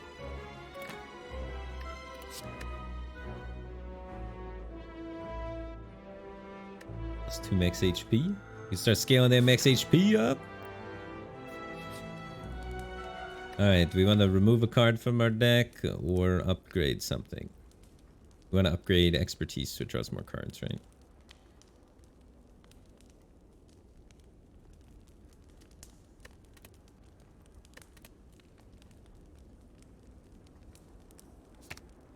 I like how upgraded my deck is. Here we go, the Time Lord.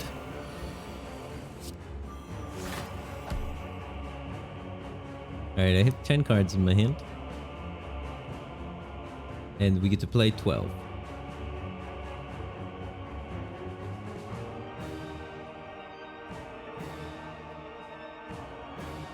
I want to get a card out of my hand so I can start playing powers.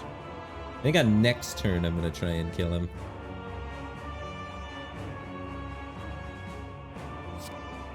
The next turn I'm gonna do the +5 potion. This turn I'm just setting it up. Then we gain a power.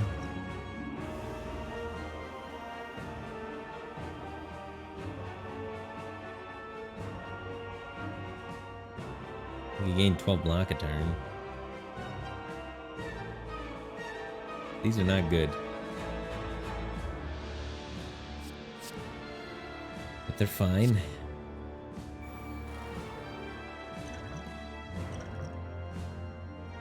There we go. Whenever you play a card, deal 1 damage. That's pretty good.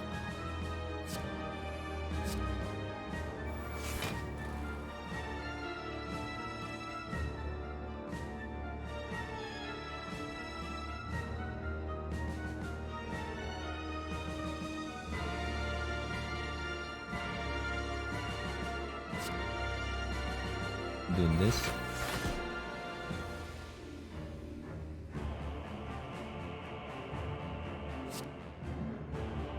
This is a really weird draw.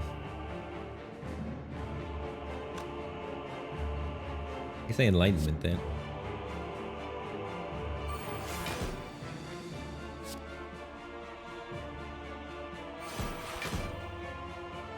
I'm just gonna get some shivs out of my hand and take a normal turn next turn.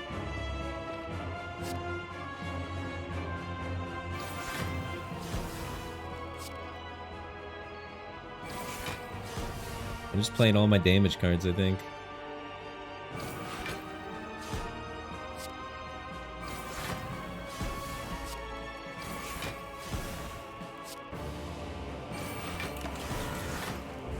And then next turn, hopefully we can kill him.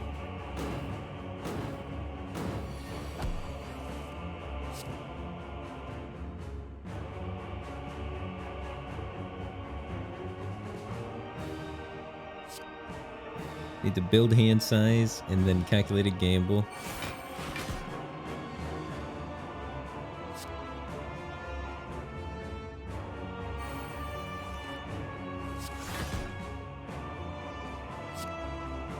Always get the choke on him whenever we have one of those. Now we just dump everything into expertise.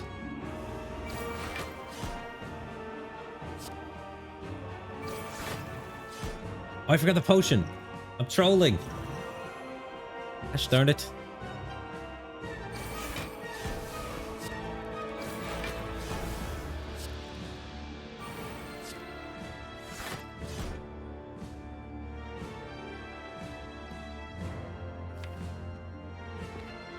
I don't have very many agonies left, but I think that's fine. We're just playing sneaky strikes now.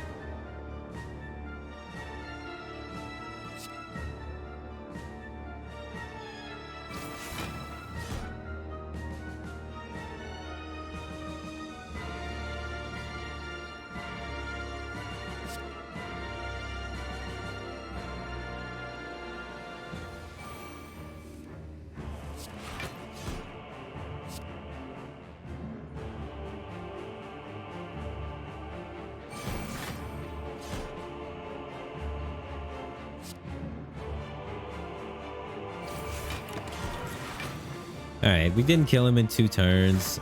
I think I might have killed him if I had the strength potion played. He's not really doing anything though. But I'm not actually very scared.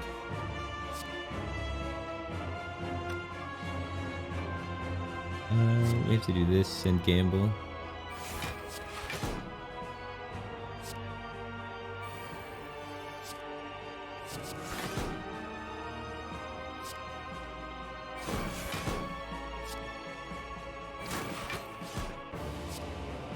GG.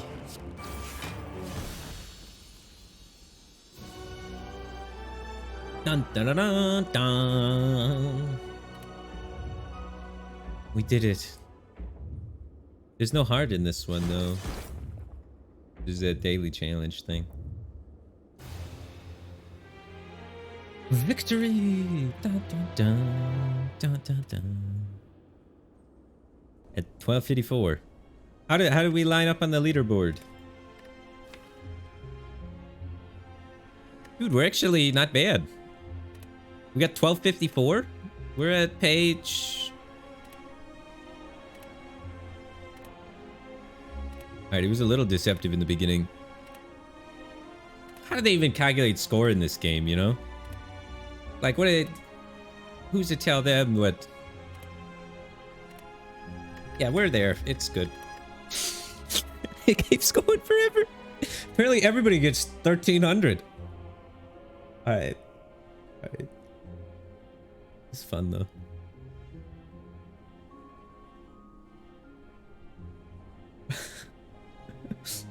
Alright. Anyway, that's gonna be the end of my my super special Slay the Spire stream. Thanks everybody for tuning in and watching me play the Spire. Might do this occasionally. Pretty fun. I like the game. Have a good time with it. I've been just you know, streaming games I like lately rather than games I think will give me money. Being kind of retired, it feels like.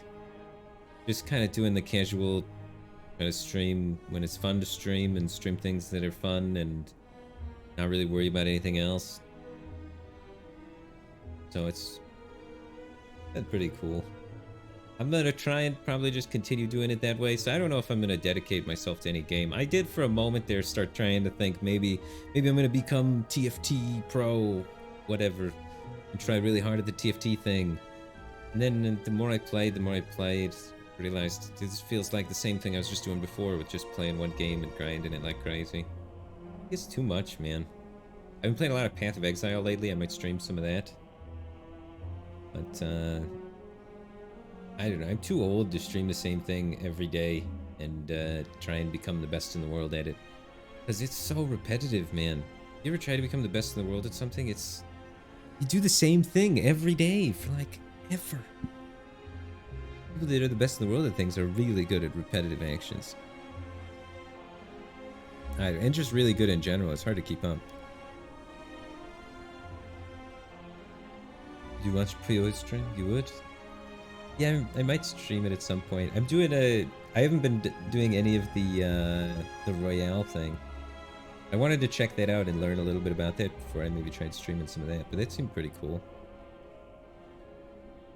But I've been mainly doing, I just got to like, I'm doing like T15, T16 maps with Ellie Hit right now. I can pull up my guy, I think, actually. Firebat.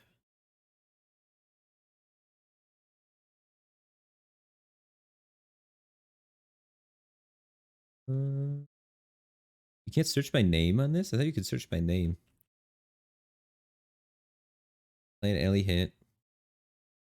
And I'm level, I think 91 or 92.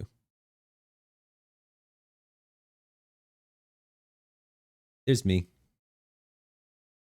I've been playing Ellie Hit. I got the hat.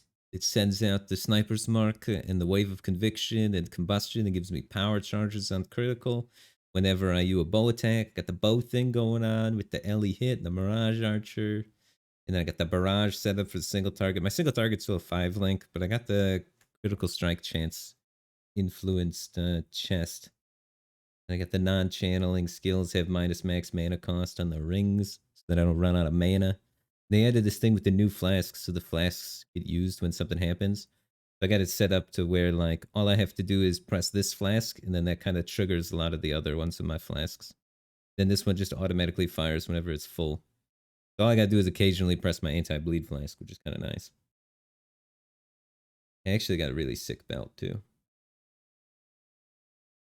My bow. I crafted my bow myself. Feels good, man. Homemade bow. I got really lucky when I was crafting this bow. It was kind of nuts.